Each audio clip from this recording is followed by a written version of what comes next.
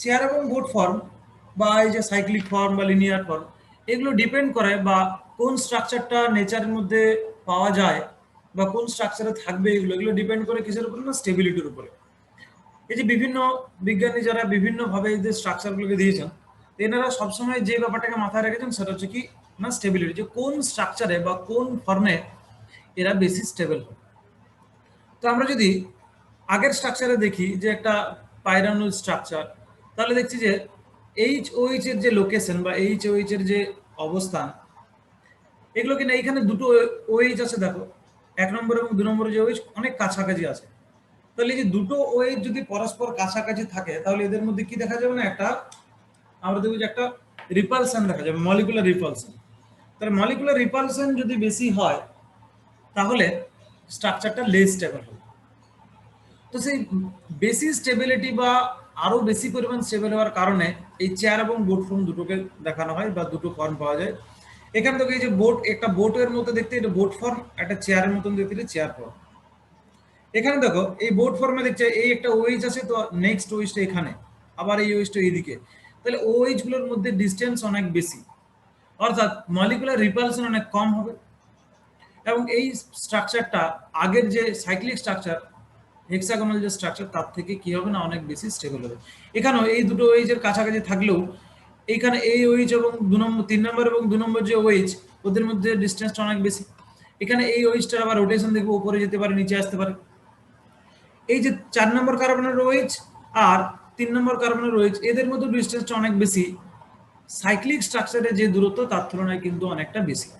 অর্থাৎ এই বোট এবং চেয়ার ফর্মে দেখা যায় যে এখানে যে সাইড চেন বা হ্যাঙ্গিং অবস্থায় যে ওয়েজ গ্রুপগুলো আছে, তাদের মধ্যে মলিকুলার ডিস্টেন্স বেশি হয়, এবং সেই কারণে চেয়ার এবং বোট ফর্মটা কিনা নর্মাল যে সাইক্লিক স্ট্রাকচার, পাইরানোজ বা ফিরানোজ স্ট্রাকচার, তার থেকে বেশি স্টেবল হয়। তাহলে এই দুটো স্ট্রাকচার আমাদেরকে মনে রাখতে হবে যে গ্লুকোজের ক্ষেত্রে বা বিভিন্ন মনোস্যাকারাইডের ক্ষেত্রে চেয়ার এবং বোট ফর্ম দুটো পাওয়া যায়, এগুলো মোর স্টেবল স্ট্রাকচার। এরপর আমরা একটু অ্যানোমারিজম সম্পর্কে পড়ব। আগের দিন আমরা বিভিন্ন যে আইসোমারিজম পড়েছি, স্ট্রাকচারাল আইসোমারিজম পড়েছি, এনহান্সিওমার পড়েছি, অর্থাৎ অপটিক্যাল আইসোমারিজম পড়েছি। এখানে তারপরে আমরা সাইক্লিক স্ট্রাকচার পড়লাম। তো সাইক্লিক স্ট্রাকচার হওয়ার পরে যে একটা আইসোমারিজম দেখা যায় তাকে বলে অ্যানোমারিজম। আমরা সাইক্লিক স্ট্রাকচার দুটো লক্ষ্যগুলো দেখবো, যে গ্লুকোজের এই দুটো একটা সাইক্লিক স্ট্রাকচার লক্ষ্যগুলো আমরা দেখবো। যে 1 নম্বর কার্বন, এই যে 1 নম্বর কার্বন যেটা যে তৈরি হলো, যে যেটা হেমি অ্যাসিটাল কার্বন, এই যে হেমি অ্যাসিটাল যে কার্বনটা তৈরি হলো, এই 1 নম্বর কার্বনে এইচ এবং ওএইচ এর যে পজিশন, সেই অনুযায়ী আমরা দু রকমের অ্যানোমার পাবো। দেখো এখানে 1 নম্বর কার্বনে থাকা এইচ ওইচ, ওইচটা নিচে আছে, এইচটা উপরে আছে। আবার আরেকটা স্ট্রাকচার আমরা দেখছি একই গ্লুকোজের এই পাইরানোল স্ট্রাকচার, যেখানে কি আছে না, ওইচটা উপরে আছে, এইচটা নিচে আছে।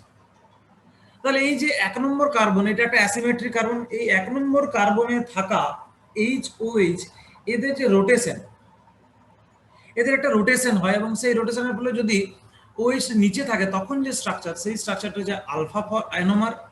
আর ওএইচ উপরে থাকলে তখন যে স্ট্রাকচারটা তৈরি হয় সেটা হচ্ছে বিটা অ্যানোমার।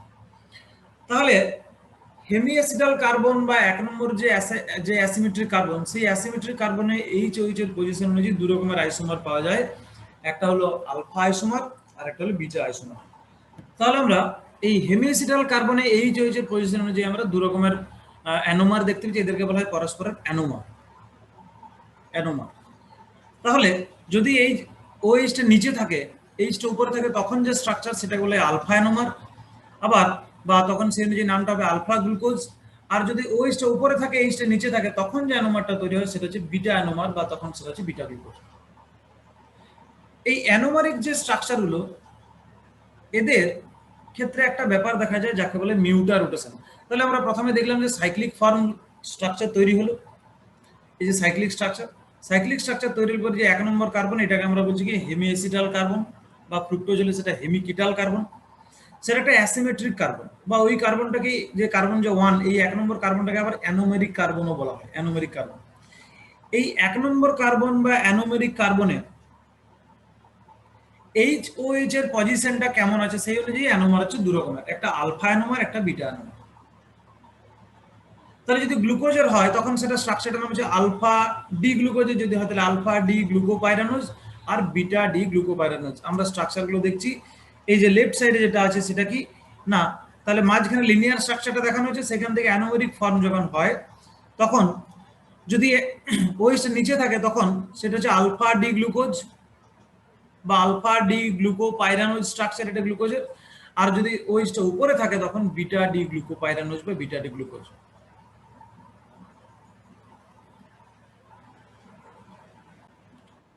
এরকম তো আমরা অ্যানোমার দেখলাম আলফা এবং বিটা অ্যানোমার। এবারে এদের ক্ষেত্রে একটা স্পেসিফিক রোটেশন হয় যেটা বলে মিউটার রোটেশন। এই মিউটার রোটেশনটা আমাদেরকে একটু ভালো করে বুঝতে হবে। দেখো, এই আলফা ডি এবং বিটা ডি গ্লুকোজ, এই দুটো গ্লুকোজেরই একটা অপটিক্যাল অ্যাক্টিভিটি আছে। এদের যে 1 নম্বর কার্বন বা হেমিঅ্যাসিটাল কার্বন, যে সেই বা অ্যানোমারিক যে কার্বন, সেই কার্বন কি করে না, পোলারাইজড লাইক একটা পার্টিকুলার অ্যাঙ্গেলে ঘোরায়, সেই কারণে এর একটা অপটিক্যাল অ্যাক্টিভিটি আছে। এখন এই যে অপটিক্যাল রোটেশন ঘটাচ্ছে, সেই অপটিক্যাল রোটেশনটা কতটা ঘটায় তার একটা রেফারেন্স রেঞ্জ আছে। যে একটা পার্টিকুলার গ্লুকোজ সে পোলারাইজড লাইটকে কতটা পরিমাণ রোটেট করাতে পারে, তার একটা রেঞ্জ আছে যেটাকে বলা হয় তার স্পেসিফিক অপটিক্যাল রোটেশন, যে ও কতটা পর্যন্ত ঘোরাতে পারে, সেই যে রেঞ্জটা সেটা হচ্ছে স্পেসিফিক অপটিক্যাল রোটেশন। এবং এই স্পেসিফিক অপটিক্যাল রোটেশন মাপার জন্য একটা নির্দিষ্ট কনসেন্ট্রেশন লাগে, যে আমি 1 কেজি গ্লুকোজের মাপলে তো হবে না, বা 1 গ্রাম গ্লুকোজের মাপলে হবে না, এরকম তো আমি বলতে পারবো না। যে যদি বলি 200 গ্রাম গ্লুকোজের ক্ষেত্রে, একটা 200 গ্রাম গ্লুকোজের একটা সলিউশন নিলাম, তার ক্ষেত্রে রোটেশন আর একটা 300 গ্রাম সলিউশন গ্লুকোজের তার রোটেশন কিন্তু আলাদা হবে। তাহলে স্পেসিফিক অপটিক্যাল রোটেশন জিনিসটা কি না, একটা নির্দিষ্ট টেম্পারেচারে একটা নির্দিষ্ট অ্যামাউন্ট গ্লুকোজ যে পরিমাণ বা নির্দিষ্ট অ্যামাউন্ট কোনো একটা সলিউশন যে পরিমাণ রোটেশন করায় সেটা তার স্পেসিফিক রোটেশন, সেটা তার স্পেসিফিক রোটেশন। অর্থাৎ রোটেশনটা যখন আমরা যে কনসেন্ট্রেশনটা যখন আমরা ফিক্স করে দেবো যে এই কনসেন্ট্রেশন আমরা দিচ্ছি, এই কনসেন্ট্রেশন দিলে পরে ও কি পরিমাণ রোটেট করাচ্ছে, তখন সেটা বলে স্পেসিফিক রোটেশন। তাহলে যে গ্লুকোজ মলিকিউল বা আমরা যে গ্লুকোজ নিচ্ছি, গ্লুকোজের একটা অ্যানোমার, সাপোজ আলফা অ্যানোমার বা বিটা অ্যানোমার, এরও একটা অপটিক্যাল রোটেশন থাকবে এবং এর একটা স্পেসিফিক অপটিক্যাল রোটেশন থাকবে। তো আমরা যদি 1 গ্রাম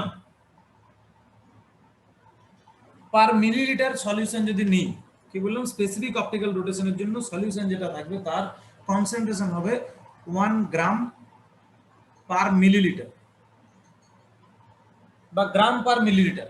তাহলে 1 মিলিলিটারে 1 গ্রাম গ্লুকোজ দিলে, 1 মিলিলিটারে 1 গ্রাম গ্লুকোজ দ্বারা যে সলিউশনটা হবে সেই 1 গ্রাম পার মিলিলিটার সলিউশন যদি নেওয়া হয়, এবং সেই সময় যে ওয়েভলেন্থের লাইট যাবে তার ওয়েভলেন্থ ল্যামডা যদি 589 হয়, 589 হয়, তাহলে তখন এই গ্লুকোজটা যে পরিমাণ রোটেট করাবে সেইটা হচ্ছে স্পেসিফিক রোটেশন। এখন 1 গ্রাম পার মিলিলিটার তুলনায় আমি যদি কনসেন্ট্রেশন বাড়াই তখন কিন্তু তার রোটেশন চেঞ্জ হতে পারে, তার অপটিক্যাল রোটেশনের মান কিন্তু পরিবর্তন হতে পারে। তাহলে একটা নির্দিষ্ট মাত্রায় যে 1 গ্রাম পার মিলিলিটার যে একটা গ্লুকোজের সলিউশন সে কতটা রোটেট করাচ্ছে সেটা হচ্ছে তার স্পেসিফিক রোটেশন। এখন এই স্পেসিফিক রোটেশনটা আলফা ডি গ্লুকোজের ক্ষেত্রে কত হয় না, আলফা ডি গ্লুকোজের ক্ষেত্রে সেটা হয় কত, প্লাস 100 মানে 112.2 ডিগ্রি, 112.2 ডিগ্রি 2 ডিগ্রি রোটেশন হয় alpha D glucose, optical rotation ঘটায়।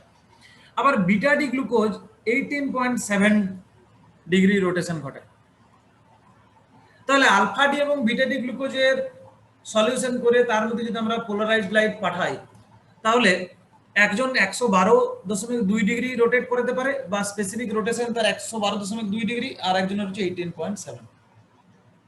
এখন দেখা যায় এদেরকে যদি আমরা একটা মিক্সচারে নিয়ে আসি, যে আমরা একটা সলিউশন নিলাম, একটা টেস্ট টিউব নিলাম বা একটা কিউবেট যেটাতে আমরা মিক্সচারটা বানাবো, সেখানে আমরা আলফা অ্যানোমারও দিলাম আবার বিটা অ্যানোমারও দিলাম। তাহলে আলফা এবং বিটা অ্যানোমার দুটোই যদি অ্যাড করি তাহলে এই সলিউশনটার কিন্তু রোটেশন চেঞ্জ হবে। হ্যাঁ,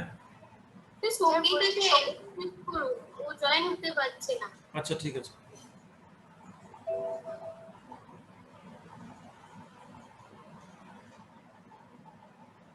অটোমেটিক জয়েন হচ্ছে, তো আমাকে তো জয়েন করতে হয়নি, যারা জয়েন করছে অটোমেটিক জয়েন করে যাচ্ছে।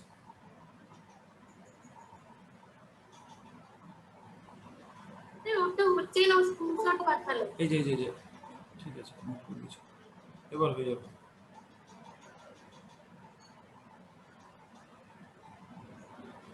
হয়েছে? হ্যালো, সঙ্গীতা জয়েন করেছিস? হ্যাঁ স্যার।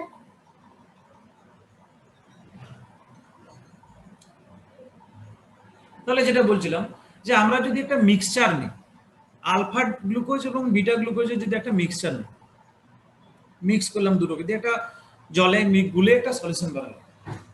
এখন এই সলিউশনের উপরে যদি আমরা পোলারাইজ লাইট পাস করাই, তাহলে দেখা যায় যে স্পেসিফিক যে রোটেশনটা ছিল আলফা গ্লুকোজের এবং বিটা গ্লুকোজের, সেই রোটেশনটার একটা পরিবর্তন হচ্ছে। এই যে চেঞ্জ বা পরিবর্তন হচ্ছে কার না, স্পেসিফিক অপটিক্যাল রোটেশনের, এটাকেই বলা হয় মিউটারভেশন। পরিবর্তনটা কিরকম হয় না, আলফা ডি গ্লুকোজের যেখানে 112 ছিল, ও তার তুলনায় কমে গিয়ে ও রোটেশন কমছে। আর বিটা ডি গ্লুকোজের যেখানে 18.7 ছিল, ওর সেখানে রোটেশন বাড়ছে। তাহলে আমরা একটা নির্দিষ্ট কনসেন্ট্রেশনে মেশাবো দুটো সলিউশনকে, যে একটা ইকুইলিব্রিয়াম মিক্সচার যদি বানায়, ইকুইলিব্রিয়াম মিক্সচার, যে আলফা ডি এবং বিটা ডি গ্লুকোজের একটা ইকুইলিব্রিয়াম মিক্সচার বানাবো। এখন এই ইকুইলিব্রিয়াম কন্ডিশনটা আমাদেরকে একটু বুঝতে হবে। ইকুইলিব্রিয়াম কন্ডিশন কি জিনিস না, সাপোজ আমরা এ আর বি নিলাম, এই দুটোর মধ্যে ইন্টার কনভার্সন হয়, দুটো পরস্পর আইসোমার, এ থেকে বি, বি থেকে ইন্টার কনভার্সন হয়। এখন একটা মিক্সচারে আমরা যদি এ এবং বি দুটোকেই রাখি, তাহলে কি না এ এবং বি এর মধ্যে ইন্টার কনভার্সন চলবে। ইকুইলিব্রিয়াম কন্ডিশন হলো সেই কন্ডিশনটা যখন এদের মধ্যে ইন্টার কনভার্সনটা বন্ধ হয়ে যাবে, বা ইন্টার কনভার্সনটা সমান সমান হবে, বন্ধ হবে না, সরি, সমান সমান হবে।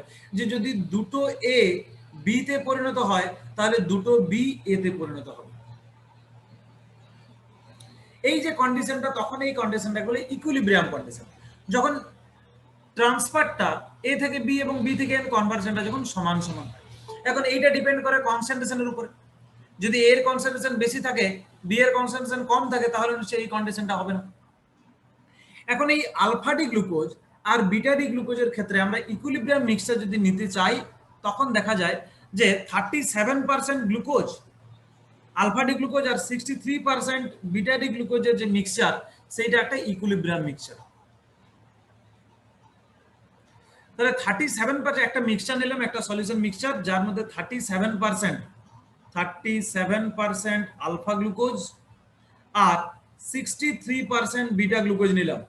এই যে মিক্সচারটা হবে, এই মিক্সচার একটা ইকুইলিব্রিয়াম মিক্সচার, অর্থাৎ এইখানে ইন্টার কনভার্সন বিটুইন ইন্টার কনভার্সনটা যখন ইকুয়াল হবে, অর্থাৎ যতগুলো আলফা বিটাতে রূপান্তরিত হবে, ততগুলো বিটাই আলফাতে রূপান্তরিত হবে। এই কন্ডিশনটা হচ্ছে ইকুইলিব্রিয়াম কন্ডিশন। এখন দেখা যায় যে 37% আলফা গ্লুকোজ আর 63% বিটা গ্লুকোজের যে মিক্সচার, সেই মিক্সচারটা হচ্ছে একটা কি না ইকুইলিব্রিয়াম মিক্সচার। এই ইকুইলিব্রিয়াম মিক্সচারে তাহলে এই কনসেন্ট্রেশনে যদি আমরা একটা মিক্সচার বানাই, এখন এই মিক্সচার যদি অপটিক্যাল রোটেশন আমরা মাপি বা অপটিক্যাল অ্যাক্টিভিটি, তখন দেখা যাবে যে আলফা যে গ্লুকোজ, এর যে রোটেশন ছিল 112.2 ডিগ্রি, সেখান থেকে ও কমে এসে কিছুটা কমে এসছে। আর বিটা গ্লুকোজ যার রোটেশন ছিল 18.7, তার কিছুটা বেড়ে গেছে। এবং তার ফলে একটা পার্টিকুলার স্পেসিফিক রোটেশন হয়েছে, বা ইকুইলিব্রিয়াম মিক্সচারের একটা রোটেশন পাওয়া গেছে, সেটা কত না 52.7 ডিগ্রি। তাহলে এই যে এইবারে আমি গোটা ব্যাপারটা একবার বলি, মিউটার রোটেশন ব্যাপারটা, যে এই যে দুটো গ্লুকোজ সলিউশনকে একটা আমরা 37% এবং একটা 63% নিয়ে একটা মিক্সচার বানালাম। সেই মিক্সচারের যদি আমরা অপটিক্যাল রোটেশন মাপি, তাহলে দেখা যাবে যে সিঙ্গেল অবস্থায়, শুধু একা অবস্থায় আলফা গ্লুকোজের যা মিউটার যে স্পেসিফিক রোটেশন 112.2 ডিগ্রি, সেখান থেকে কমে গিয়ে সেখান থেকে কিছুটা কমেছে। এবং বিটা গ্লুকোজের একা অবস্থায় যে অপটিক্যাল রোটেশন বা স্পেসিফিক অপটিক্যাল রোটেশন 18.7 ডিগ্রি, সেখান থেকে কিছুটা বেড়েছে। দিয়ে ওভারঅল ইকুইলিব্রিয়াম মিক্সচারের একটা স্পেসিফিক রোটেশন তৈরি হয়েছে, সেটা কত না 52.7। তাহলে এইটা হলো মিউটার রোটেশন। এই যে ইকুইলিব্রিয়াম মিক্সচার বানালে অর্থাৎ দুটো অ্যানোমার আলফা এবং বিটা দুটো অ্যানোমারের যদি আমরা একটা মিক্সচার বানাই, তাহলে সেই মিক্সচারের মধ্যে দুটো সলিউশনের বা দুটো গ্লুকোজের যে স্পেসিফিক রোটেশনের একটা চেঞ্জ দেখা যাচ্ছে, কারো রোটেশন বাড়ছে, কারো রোটেশন কমছে। এই যে চেঞ্জটা, এই চেঞ্জটাকেই বলা হয় মিউটার rotation.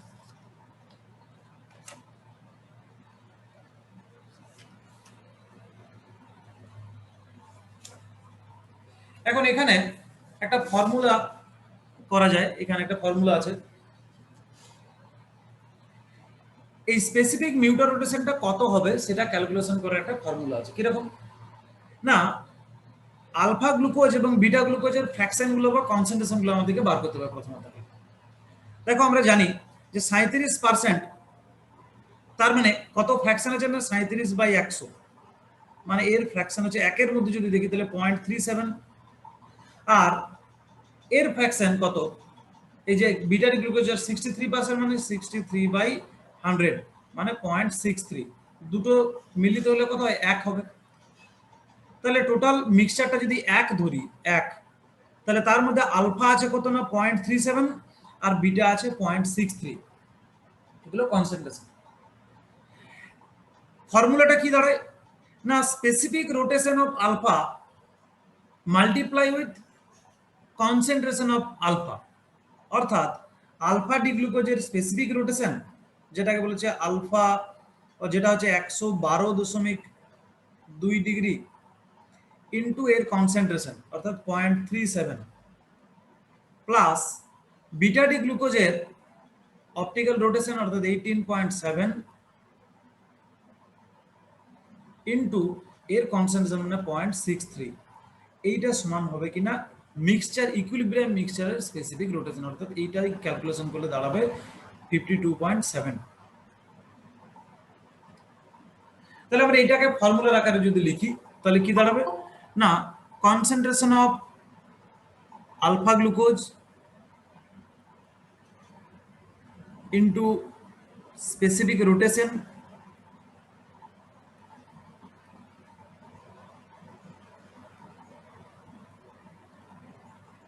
of alpha glucose plus concentration of beta glucose plus specific rotation of beta glucose।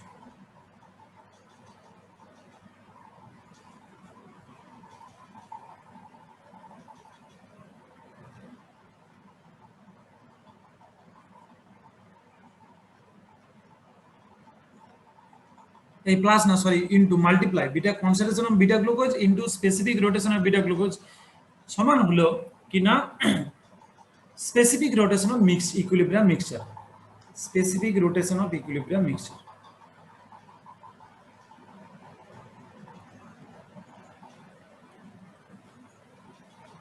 Mixture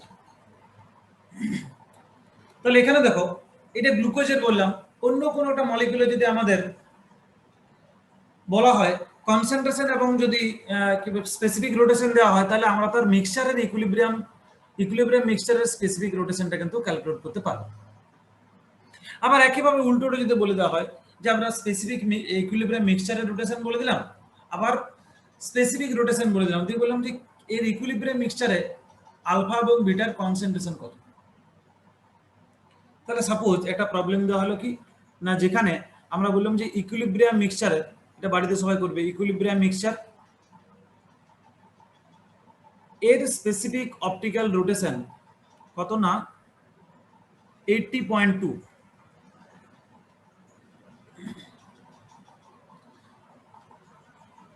আবার আলফা যে ফর্মটা, আলফা ফর্মের যে অপটিক্যাল রোটেশন, সেই আলফা ফর্মের অপটিক্যাল রোটেশন কত বললাম না 150.7, আবার বিটা ফর্মের অপটিক্যাল রোটেশন বললাম কত না 52.8 সাপোজ বলে দিলাম, যেটা একটা গ্যালাক্টোজ সলিউশন, আলফা গ্যালাক্টোজ এবং beta galactose.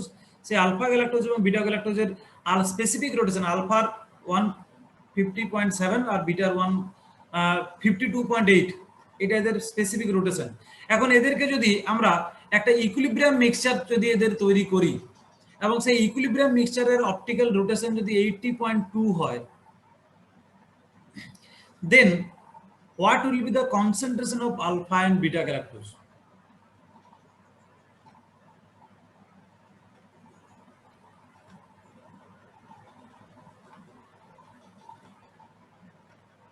Alpha and beta galactose. তাহলে আমরা দুটো গ্যালাক্টোজের আলফা এবং বিটার দুজন সব শুধুমাত্র এখানে কি দিয়েছি না, শুধুমাত্র আমরা তিনটারই আলফার আলাদা করে অপটিক্যাল রোটেশন, বিটার আলাদা করে অপটিক্যাল রোটেশন এবং ইকুইলিব্রিয়াম মিক্সচারের অপটিক্যাল রোটেশন। তারপরে বলা হলো যে ইকুইলিব্রিয়াম মিক্সচারে আলফা এবং বিটার কনসেন্ট্রেশন কত ক্যালকুলেট করতে। সবাই বাড়িতে চেষ্টা করবে, আশা করি সবাই পারবে।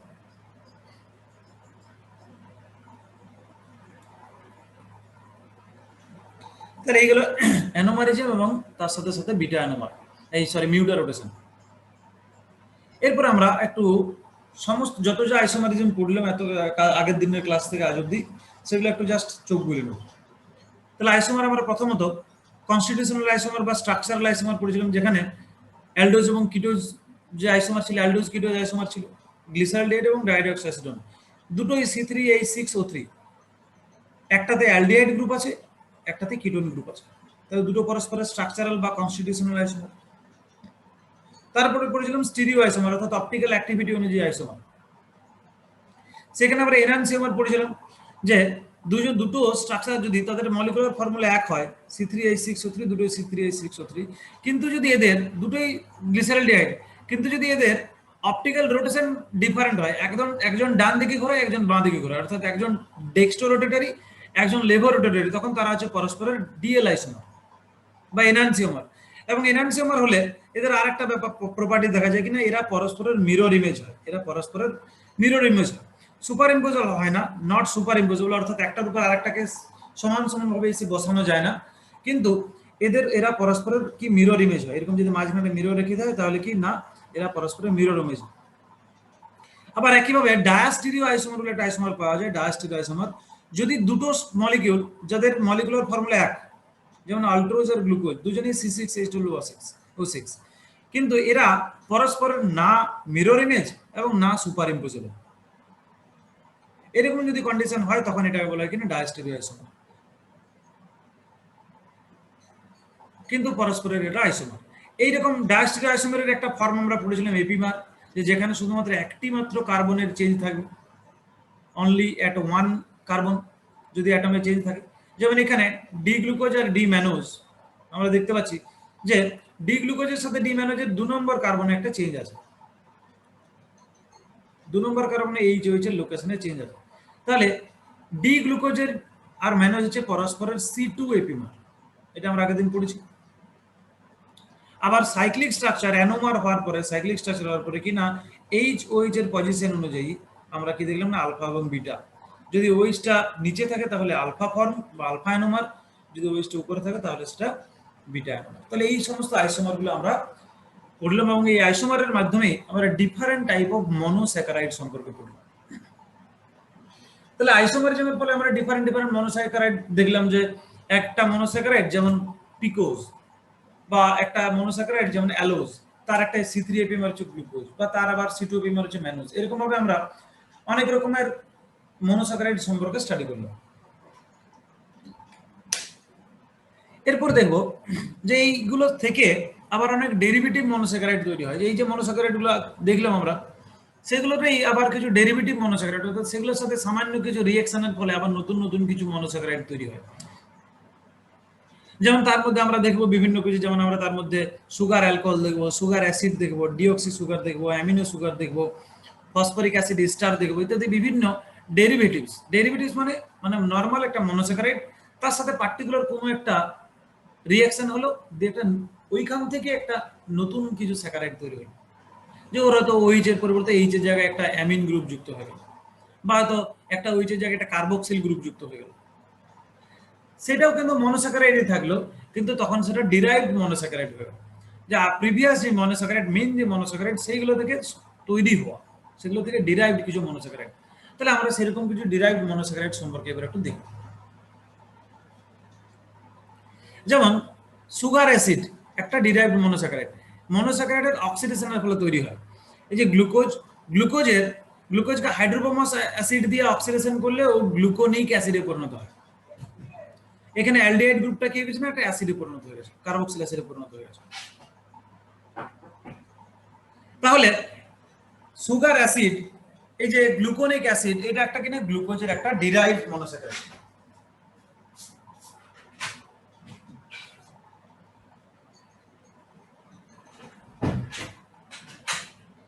এরকম ভাবে আমরা যেমন সুগার অ্যাসিড দেখলাম, এরকম ভাবে আমরা সুগার অ্যালকোহল দেখবো, আরো ডিফারেন্ট দেখবো। তাহলে প্রথমেই আমরা যেটা দেখলাম সেটা হচ্ছে সুগার অ্যাসিড। যে কোনো একটা কার্বোহাইড্রেট বা মনোস্যাকারাইডের তার যদি অক্সিডেশন ঘটানো হয় তাহলে অ্যাসিডের সাহায্যে, তাহলে কিন্তু সে তার অ্যালডিহাইড গ্রুপে অ্যাসিড একটা একটা কার্বক্সিলিক অ্যাসিড গ্রুপে পরিণত হয় এবং তখন সেটা একটা সুগার অ্যাসিডে পরিণত হয়। যেমন এক্সাম্পল দেখলাম যে গ্লুকোজের একটা সুগার অ্যাসিড হচ্ছে গ্লুকোনিক অ্যাসিড। এই গ্লুকোনিক অ্যাসিডের মেডিকেল ইম্পর্টেন্স আছে। ক্যালসিয়াম গ্লুকোনেট হিসেবে আমরা গ্লুকোনিক অ্যাসিডকে ইনটেক করতে পারি, যেটা আমাদের ক্যালসিয়ামের সোর্স হিসেবে কাজে লাগে, সোর্স অফ ক্যালসিয়াম হিসেবে কাজে লাগে। এটা একটা ইনফরমেশন লিখে নিতে পারো যে এই ক্যালসিয়াম গ্লুকোনেট এটা গ্লুকোনিক অ্যাসিডের একটা যৌগ, যেটা ক্যালসিয়ামের সোর্স হিসেবে কাজে লাগে।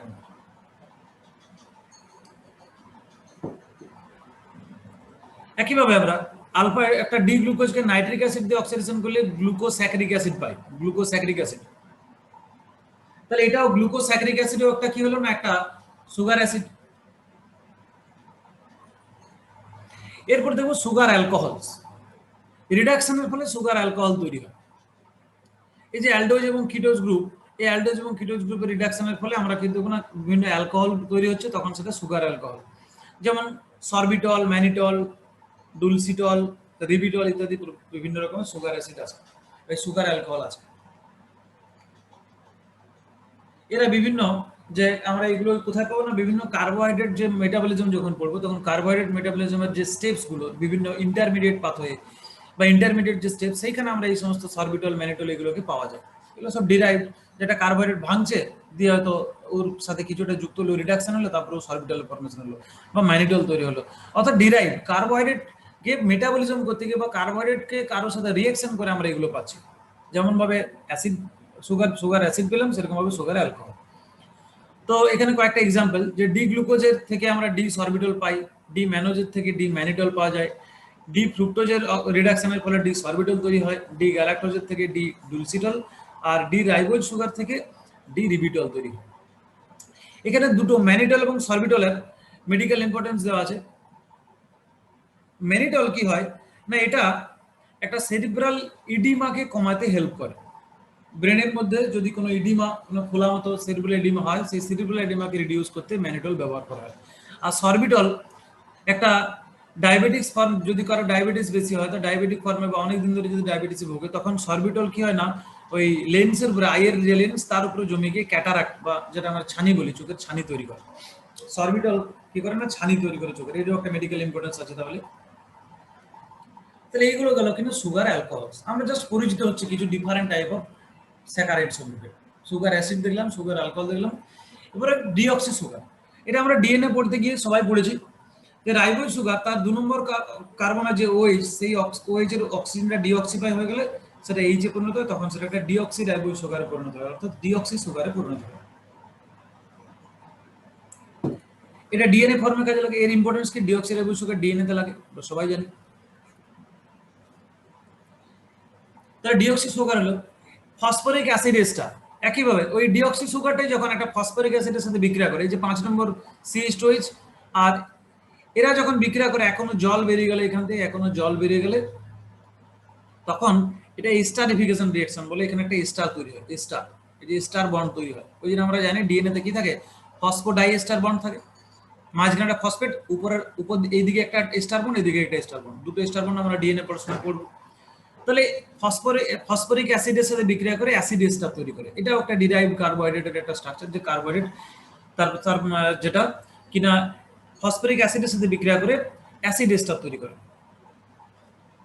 একটা এস্টার ঘটিত যৌগ তৈরি করে। এরপর দেখবো অ্যামিনো সুগারস, খুব ইম্পর্টেন্ট সুগারস, অ্যামিনো সুগারস। একটা নর্মাল সুগার তার সাথে OH এর পরিবর্তে যদি অ্যামিন গ্রুপ যুক্ত হয়ে যায়, তখন সেটা হলো কিনা অ্যামিনো সুগার। গ্লুকোজ তার OH এর 2 নম্বর কার্বনে যে OH আছে, তারপর পরিবর্তে যদি অ্যামিন গ্রুপ থাকে, তখন সেটা হলো গ্লুকোজামাইন। গ্যালাক্টোজ তার 2 নম্বর কার্বনে যদি একটা OH এর পরিবর্তে NH2 চলে আসে তখন সেটা হলো গ্যালাক্টোজামাইন। এখন এই গ্যালাক্টোজামাইনের সাথেই যদি অ্যাসিডাইল গ্রুপ যুক্ত হয় বা একটা গ্লুকোজামাইনের সাথে যদি একটা অ্যাসিডাইল গ্রুপ যুক্ত হয়, এই অ্যাসিডাইল গ্রুপ যদি যুক্ত হয় তখন সেটা হলো কিনা একটা N অ্যাসিটাইল গ্লুকোজামাইন, বা গ্যালাক্টোজের সাথে হলে N অ্যাসিটাইল গ্যালাক্টোজামাইন। তাহলে আমরা N অ্যাসিটাইল গ্লুকোজামাইন, N অ্যাসিটাইল গ্যালাক্টোজামাইন এগুলো আগে হয়তো দেখেছি। এগুলো কি না, এগুলো বিভিন্ন ডিরাইভড কার্বোহাইড্রেট বা ডিরাইভড মনোস্যাকারাইড, যেটা গ্লুকোজ তার OH এর 2 নম্বর কারণে OH এর পরিবর্তে একটা অ্যামিনো গ্রুপ যুক্ত হলে সেটা গ্লুকোজামাইন হলো, তার সাথে যদি আবার একটা অ্যাসিটাইল গ্রুপ যুক্ত হয় তখন সেটা হলো কিনা N অ্যাসিটাইল গ্লুকোজামাইন, বা গ্যালাক্টোজের সাথে হলে N অ্যাসিটাইল গ্যালাক্টোজামাইন। তাহলে আমরা একটা নতুন সুগারের নাম জানলাম, গ্লুকোজামাইন, গ্যালাক্টোজামাইন, আবার N অ্যাসিটাইল গ্লুকোজামাইন। এর সাথে যদি আবার ল্যাকটিক অ্যাসিড যুক্ত হয় 3 নম্বর কার্বনে যদি একটা ল্যাকটিক অ্যাসিড যুক্ত হয় তখন এর নাম হয়ে যায় N acetyl muramic acid. Acid group যুক্ত হলে তখন এটা হয়ে যায় N অ্যাসিটাইল মিউরামিক অ্যাসিড। তাহলে এটাও একটা কার্বোহাইড্রেট, এটাও একটা monosaccharide, N acetyl muramic acid. তাহলে আমরা এখানে 4টা নতুন নাম দেখলাম বা 4টা নতুন মনোস্যাকারাইড দেখলাম, গ্লুকোজামাইন, গ্যালাক্টোজামাইন, N অ্যাসিটাইল গ্লুকোজামাইন, আবার N অ্যাসিটাইল গ্যালাক্টোজামাইন হতে পারে, আবার N অ্যাসিটাইল মিউরামিক অ্যাসিড। তাহলে এগুলো সব কিনা অ্যামিনো সুগারস। এরপরে গ্লাইকোসাইডস। গ্লাইকোসাইড কি না, দুটো কার্বোহাইড্রেট বা দুটো মনোস্যাকারাইড যদি একসাথে যুক্ত হয় তখন ওদের মাঝখানে যে বন্ডটা তৈরি হয় সেটা বলে গ্লাইকোসাইডিক বন্ড। সেটা আমরা দেখব একটু পরে। এখন এই গ্লাইকোসাইডটা বা গ্লাইকোসাইড বন্ডটা একটা কার্বোহাইড্রেট অর্থাৎ একটা মনোস্যাকারাইড আর একটা মনোস্যাকারাইড বা একটা কার্বোহাইড্রেট, এই দুটোর মাঝখানে হতে পারে। এদের মাঝে যদি গ্লাইকোসাইডিক বন্ড তৈরি হয়, যদি গ্লাইকোসাইডিক বন্ড তৈরি হয়, গ্লাইকোসাইডিক বন্ড দিয়ে এরা যুক্ত হয়, আমরা একটু পরেই দেখব গ্লাইকোসাইডিক বন্ড। তখন কি হয় না, এটা ডাইস্যাকারাইডে পরিণত হয়, ডাইস্যাকারাইড বা কম্পাউন্ড কার্বোহাইড্রেটে পরিণত হয়, বা কম্পাউন্ড কার্বোহাইড্রেটে পরিণত হয়। এখন এই গ্লাইকোসাইডিক বন্ড দিয়ে কার্বোহাইড্রেটের সাথে কিছু নন কার্বোহাইড্রেট ম্যাটেরিয়ালও যুক্ত হতে পারে। তাহলে কার্বোহাইড্রেটের সাথে কার্বোহাইড্রেট অর্থাৎ একটা মনোস্যাকারাইড, এর সাথে যদি কিছু গ্লাইকোসাইড বন্ড দিয়ে কিছু যদি নন কার্বোহাইড্রেট জাতীয় স্ট্রাকচার যুক্ত হয়, নন কার্বোহাইড্রেট, সেক্ষেত্রে কিছু ডিফারেন্ট স্ট্রাকচার তৈরি হয়, সেইগুলো বলে গ্লাইকোসাইড স্ট্রাকচার বা গ্লাইকোসাইডস। তাহলে কিছু গ্লাইকোসাইডস তৈরি হয়, এটাও গ্লাইকোসাইডস, এটা ডাইস্যাকারাইড একটা গ্লাইকোসাইড নয় এমনটা নয়, কিন্তু এটা একটা সিম্পল একটা কম্পাউন্ড, এটা একটা কম্পাউন্ড কার্বোহাইড্রেট। আর নন কার্বোহাইড্রেট যুক্ত হলে তখন যে গ্লাইকোসাইডস তৈরি হয় সেগুলো আমরা একটু দেখে নেবো এখানে প্রথম। তাহলে এগুলোকেই মিলিয়ে আমরা গ্লাইকোসাইডস হিসেবে জানি, যেগুলো কি না কার্বোহাইড্রেটের সাথে গ্লাইকোসাইডিক বন্ড দিয়ে যদি কোনো নন কার্বোহাইড্রেট এন্টিটি যুক্ত হয় তখন সেটা হচ্ছে গ্লাইকোসাইডস। এবং এরকম কিছু গ্লাইকোসাইডস নেচারে পাওয়া যায়, যেমন স্ট্রেপ্টোমাইসিন একটা অ্যান্টিবায়োটিক, এটা একটা গ্লাইকোসাইড। কার্ডিয়াক গ্লাইকোসাইডস হিসাবে কিছু এই যে ডিগক্সিন এবং ডিজিটক্সিন, এগুলো কিছু কার্ডিয়াক গ্লাইকোসাইড, যেগুলো কার্ডিয়াক কি বলতো মাসেলের যে কন্ট্রাকশন এক্সপানশন ইনক্রিজ করতে হেল্প করে, অর্থাৎ কার্ডিয়াক যে হার্ট ফেলিওর, যে হার্ট ফেলিওর ট্রিটমেন্টে হেল্প করে কিছু কার্ডিয়াক গ্লাইকোসাইডস। স্ট্রেপ্টোমাইসিন তো আমরা জানি, স্ট্রেপ্টোমাইসিন একটা অ্যান্টিবায়োটিক, একটা যে কোনো ব্যাকটেরিয়াল ইনফেকশন, যেমন টিউবারকুলোসিস যদি ব্যাকটেরিয়াল ইনফেকশনের ট্রিটমেন্টে ওষুধ হিসেবে ব্যবহার করা হয়, তাহলে স্ট্রেপ্টোমাইসিন একটা গ্লাইকোসাইডস। কার্ডিয়াক গ্লাইকোসাইড যেমন ডিগক্সিন, ডিজিটক্সিন, এগুলো একটা একটা গ্লাইকোসাইডস। একইভাবে অ্যান্থাসাইক্লিন কিছু গ্লাইকোসাইডস আছে যেগুলো বিভিন্ন ক্যান্সারের ট্রিটমেন্টের কাজে লাগে, তাহলে এটাও একটা কিনা গ্লাইকোসাইড। আবার ওয়াবিন আছে, এই ওয়াবিন একটা গ্লাইকোসাইড যেটা কিনা সোডিয়াম পটাশিয়াম পাম্পকে ব্লক করতে হেল্প করে, এবং সেটা আমরা বিভিন্ন জায়গাতে বিভিন্ন ট্রিটমেন্টের কাজে লাগাতে পারি, যে বিভিন্ন ব্লকার হিসেবে সোডিয়াম পটাশিয়াম পাম্পের ব্লকার হিসেবে কাজে লাগাতে পারে। তাহলে এইগুলো কয়েকটা ইম্পর্টেন্ট ন্যাচারাল কি না গ্লাইকোসাইডস, অর্থাৎ কার্বোহাইড্রেটের সাথে নন কার্বোহাইড্রেট এন্টিটি যখন গ্লাইকোসাইডিক বন্ড দিয়ে যুক্ত হয়ে যে স্ট্রাকচারগুলো তৈরি করে সেগুলো হচ্ছে গ্লাইকোসাইডস। তার আমরা কয়েকটা এক্সাম্পল দেখলাম এবং তাদের ইম্পর্টেন্স দেখলাম। এরপর আমরা পড়বো টেস্ট এন্ড রিঅ্যাকশনস কার্বোহাইড্রেটের। তাহলে আমরা ডিরাইভড কার্বোহাইড্রেট পড়লাম, সেখানে কি কি দেখলাম না, সেখানে আমরা দেখলাম ডিরাইভড কার্বোহাইড্রেট পড়তে গিয়ে আমরা কি কি দেখলাম না, ফসফরিক অ্যাসিড এস্টার দেখলাম, অ্যামিনো সুগার দেখলাম, ডিঅক্সি সুগার দেখলাম, সুগার অ্যাসিড দেখলাম, সুগার অ্যালকোহল দেখলাম।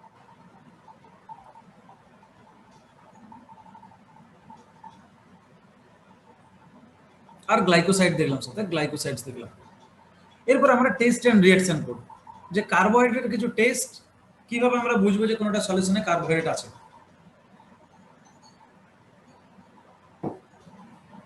তাহলে দেখা যায় এখানে, হ্যাঁ কি বলছো? হ্যাঁ পিপিটিটা পড়ানো, হ্যাঁ শেষ হলে আমি আজকে পড়ানো শেষ হবে, আজকে গ্রুপে দিয়ে দেবো। দেখো টেস্ট এন্ড রিঅ্যাকশন আমরা দেখবো কিছু ফুরফুরাল ফরমেশন, একটা রিঅ্যাকশন, ফুরফুরাল যৌগ তৈরি হয়, ফুরফুরাল কম্পাউন্ড তৈরি হয়। যেমন গ্লুকোজকে যদি আমরা কনসেন্ট্রেশন কোনো অ্যাসিডের মধ্যে, অ্যাসিডের সাথে যদি রিঅ্যাকশন করাই, তাহলে দেখা যায় 3 অণু জল বেরিয়ে একটা হাইড্রক্সি মিথাইল ফুরফুরাল যৌগ তৈরি করে, এবং এই হাইড্রক্সি মিথাইল ফুরফুরালটা আবার ফেনোলিক কম্পাউন্ডের সাথে রিঅ্যাকশন করে পরে কালার কমপ্লেক্স তৈরি করে। তাহলে সাপোজ তোমাকে একটা মিক্সচার দেওয়া হয়েছে, একটা সলিউশন, সেই সলিউশনে বলো যেটা কার্বোহাইড্রেট আছে কিনা এর মধ্যে। তাহলে আমরা কি করবো, ওর মধ্যে একটা কনসেন্ট্রেটেড অ্যাসিড দেবো, সেটা সালফুরিক অ্যাসিড হতে পারে, সেটা হাইড্রোক্লোরিক অ্যাসিড হতে পারে, সেটা নাইট্রিক অ্যাসিড হতে পারে, কোনোটা অ্যাসিড দিয়ে দেবো। এটাতে অ্যাসিড দিলাম, একটা কনসেন্ট্রেটেড একটা অ্যাসিড দিলাম, তাহলে কিনা ওর ভিতরে কি হবে না, একটা ফুরফুরাল কম্পাউন্ড তৈরি হবে।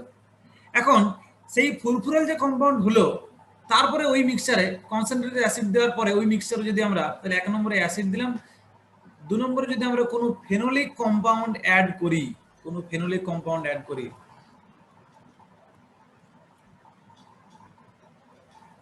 তখন দেখবো একটা পার্পল কালারের কমপ্লেক্স তৈরি হচ্ছে, এটা পার্পল কালারের যে কমপ্লেক্স তৈরি হচ্ছে। তার মানে কি, তাহলে যদি কার্বোহাইড্রেট না থাকতো তাহলে ফুরফুরাল কমপ্লেক্সও হতো না, আর এরকম কোনো কমপ্লেক্সও তৈরি হতো না, আমরা কোনো কালারও পেতাম না। তাহলে এটা ইন্ডিকেশন যে একটা কালার কমপ্লেক্স তৈরি হয়েছে ফেনোলিক কম্পাউন্ড অ্যাড করার ফলে, তার মানে নিশ্চয়ই এর মধ্যে কার্বোহাইড্রেট আছে। তাহলে রিঅ্যাকশনটা কি হলো না, এখানে কার্বোহাইড্রেট ছিল, তার সাথে কনসেন্ট্রেটেড অ্যাসিড দিতে পারে, ওর 3 অণু জল ও রিমুভ করেছে, দিয়ে ফুরফুরাল কম্পাউন্ডে পরিণত হয়েছে। তার উপরে কনসেন্ট্রেটেড ফেনোলিক, আমরা কোনো একটা কনডেন্স ফেনোলিক কম্পাউন্ড দিতে পারে, ও কি করছে না, কালার কমপ্লেক্স ফর্ম করেছে, ওর কনডেনসেশন হয়েছে এবং ও একটা কালার কমপ্লেক্স ফর্ম করেছে।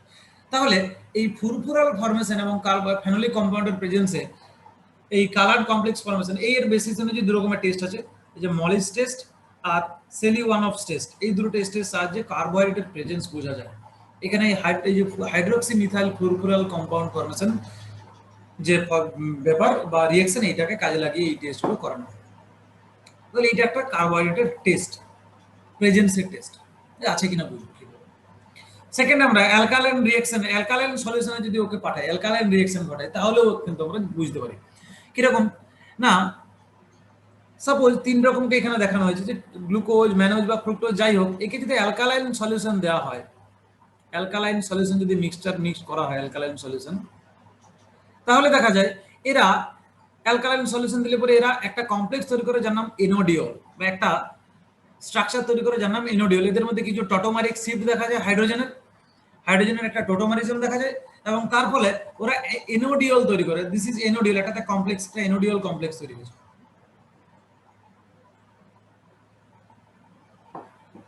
এই এনোডিওল হচ্ছে একটা গুড রিডিউসিং এজেন্ট, এই এনোডিওল হচ্ছে একটা গুড রিডিউসিং এজেন্ট। এইখানে আমরা একটু রিডিউসিং সুগার এবং নন রিডিউসিং সুগার সম্পর্কে জেনে নেব।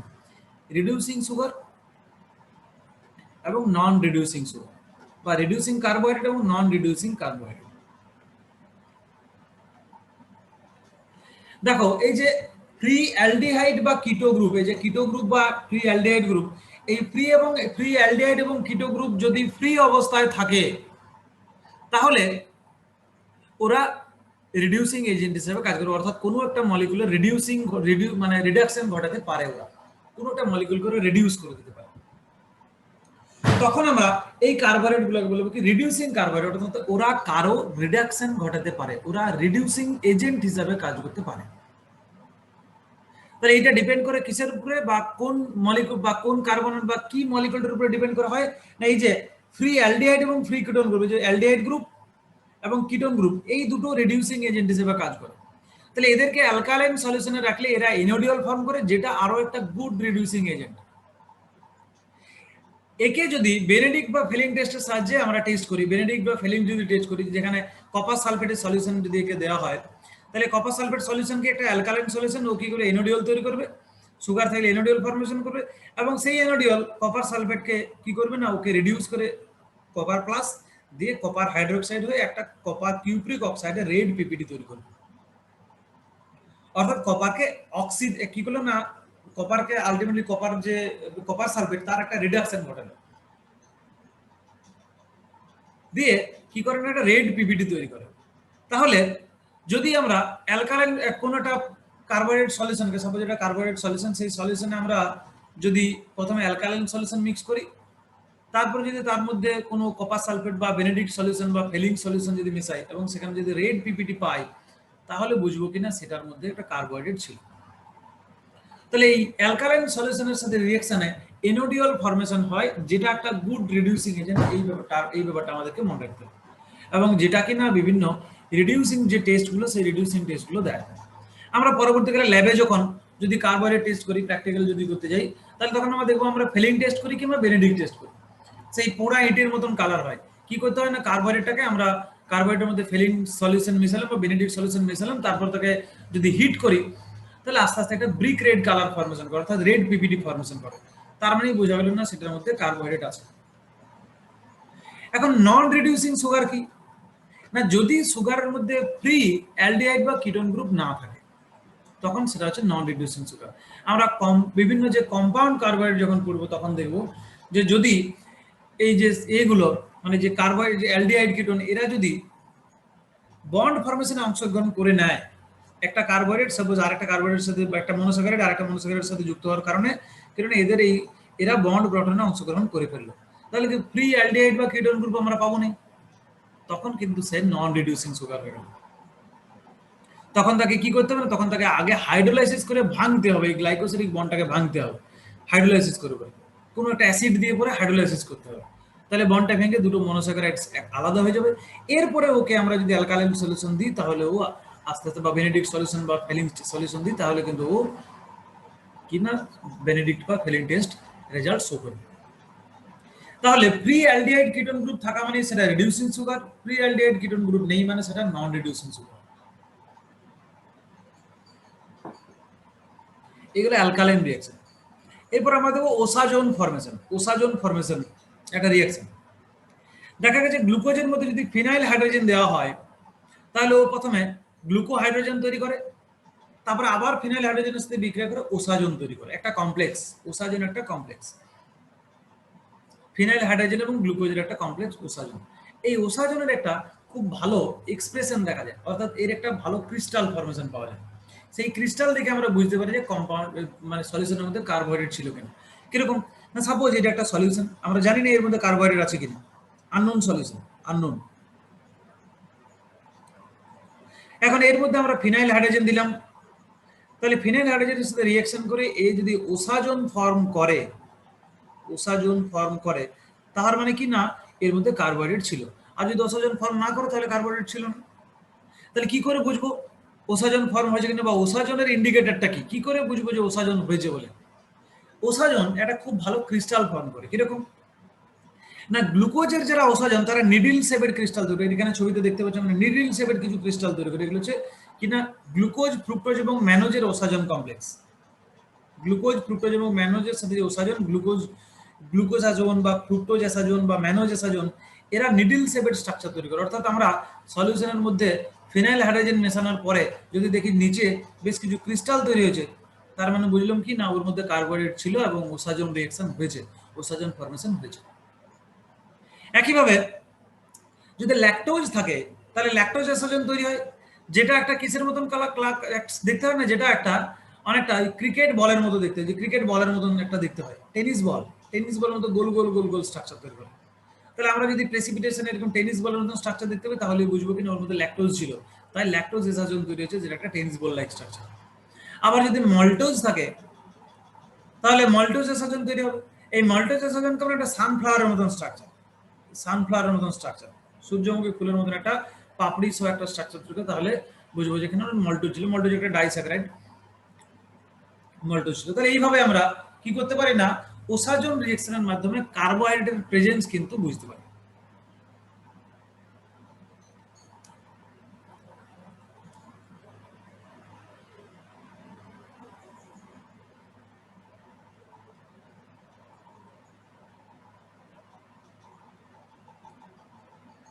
এরপর যাবো আমরা, তাহলে এইগুলো হলো কার্বোহাইড্রেটের টেস্ট, রিঅ্যাকশন ইত্যাদি ইত্যাদি। এরপরে চলে যাবো আমরা কি না কম্পাউন্ড কার্বোহাইড্রেট। তাহলে মনোস্যাকারাইডটা শেষ হলো বা সিম্পল কার্বোহাইড্রেট শেষ হলো। আমরা বিভিন্ন মনোস্যাকারাইড দেখলাম, তাদের স্টেবল স্ট্রাকচার দেখলাম, তাদের রিঅ্যাকশন পড়লাম, তাদের ডেরিভেটিভস পড়লাম। এরপরে পড়বো আমরা কম্পাউন্ড কার্বোহাইড্রেট।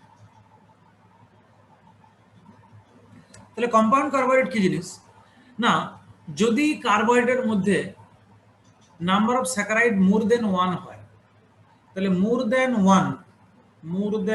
ওয়ান স্যাকারাইড যদি হয় থাকে, মোর দেন 1 স্যাকারাইড মিলিত হয়ে যদি কার্বোহাইড্রেট তৈরি করে, তখন সেটাকে বলা হয় কি না কম্পাউন্ড কার্বোহাইড্রেট। তাহলে একটা কম্পাউন্ড কার্বোহাইড্রেট যদি আমরা স্ট্রাকচার দেখি বা কেমন ভাবে তৈরি হয় দেখি, কার্বোহাইড্রেট গুলো গ্লাইকোসাইডিক বন্ডের সাহায্যে পরস্পর যুক্ত হয়। এখানে একটা গ্লুকোজ আর একটা ফ্রুক্টোজ, নিচের উদাহরণটা দেখাই, একটা গ্লুকোজ আর একটা গ্লুকোজ, দুটো গ্লুকোজ। এই দুটো গ্লুকোজ অ্যানোমারিক ফর্মে এরা পরস্পর যুক্ত হয়। কিরকম হবে না, এই এক নম্বর কার্বন এখানে দেখো ওইচটা নিচে আছে, তার মানে এটা আলফা স্ট্রাকচার। এটা একটা আলফা, এর ওইচটা নিচে আছে, উপরে দিকে হাইড্রোজেন গুলো আছে। এখন এই দুটো ওইচের বিক্রিয়া যদি এখনো জল বেরিয়ে যায়, তাহলে কিনা একটা অক্সিজেন পড়ে থাকে। দুটো হাইড্রোজেন দুটো অক্সিজেন ছিল, দুটো হাইড্রোজেন একটা অক্সিজেন চলে গেল। দুটো হাইড্রোজেন দুটো অক্সিজেন ছিল, দুটো হাইড্রোজেন একটা অক্সিজেন বেরিয়ে গেলে একটি অক্সিজেন পড়ে থাকে। এই যে লিঙ্কটা তৈরি হলো, এর নাম হচ্ছে গ্লাইকোসাইডিক বন্ড বা ও গ্লাইকোসাইডিক বন্ড। ও আছে বলে ও গ্লাইকোসাইডিক বন্ড, বা বলা হয় ও টাইপ গ্লাইকোসাইডিক বন্ড। এখন এই গ্লাইকোসাইডিক বন্ডের নাম আবার হয় আলফা এবং বিটা, দু রকম দিয়ে নামকরণ হয়। কিরকম না, যারা অংশগ্রহণ করছে তারা যদি আলফা অ্যানোমার হয় তাহলে আলফা গ্লাইকোসাইডিক বন্ড, যে তারা যদি বিটা হয় তাহলে বিটা গ্লাইকোসাইডিক বন্ড। এখানে আমরা দেখতে পাচ্ছি দুটোই আলফা ফর্ম অংশগ্রহণ করছে, এবং এদের মধ্যে এই যে দুটো আলফা ফর্ম অংশগ্রহণ করছে, কার সাথে কার যুক্ত হচ্ছে না, এক নম্বরের সাথে দেখ, এটা এক নম্বর কার্বন, এটা 2, এটা 3, এটা 4, এটা 5, এটা 6।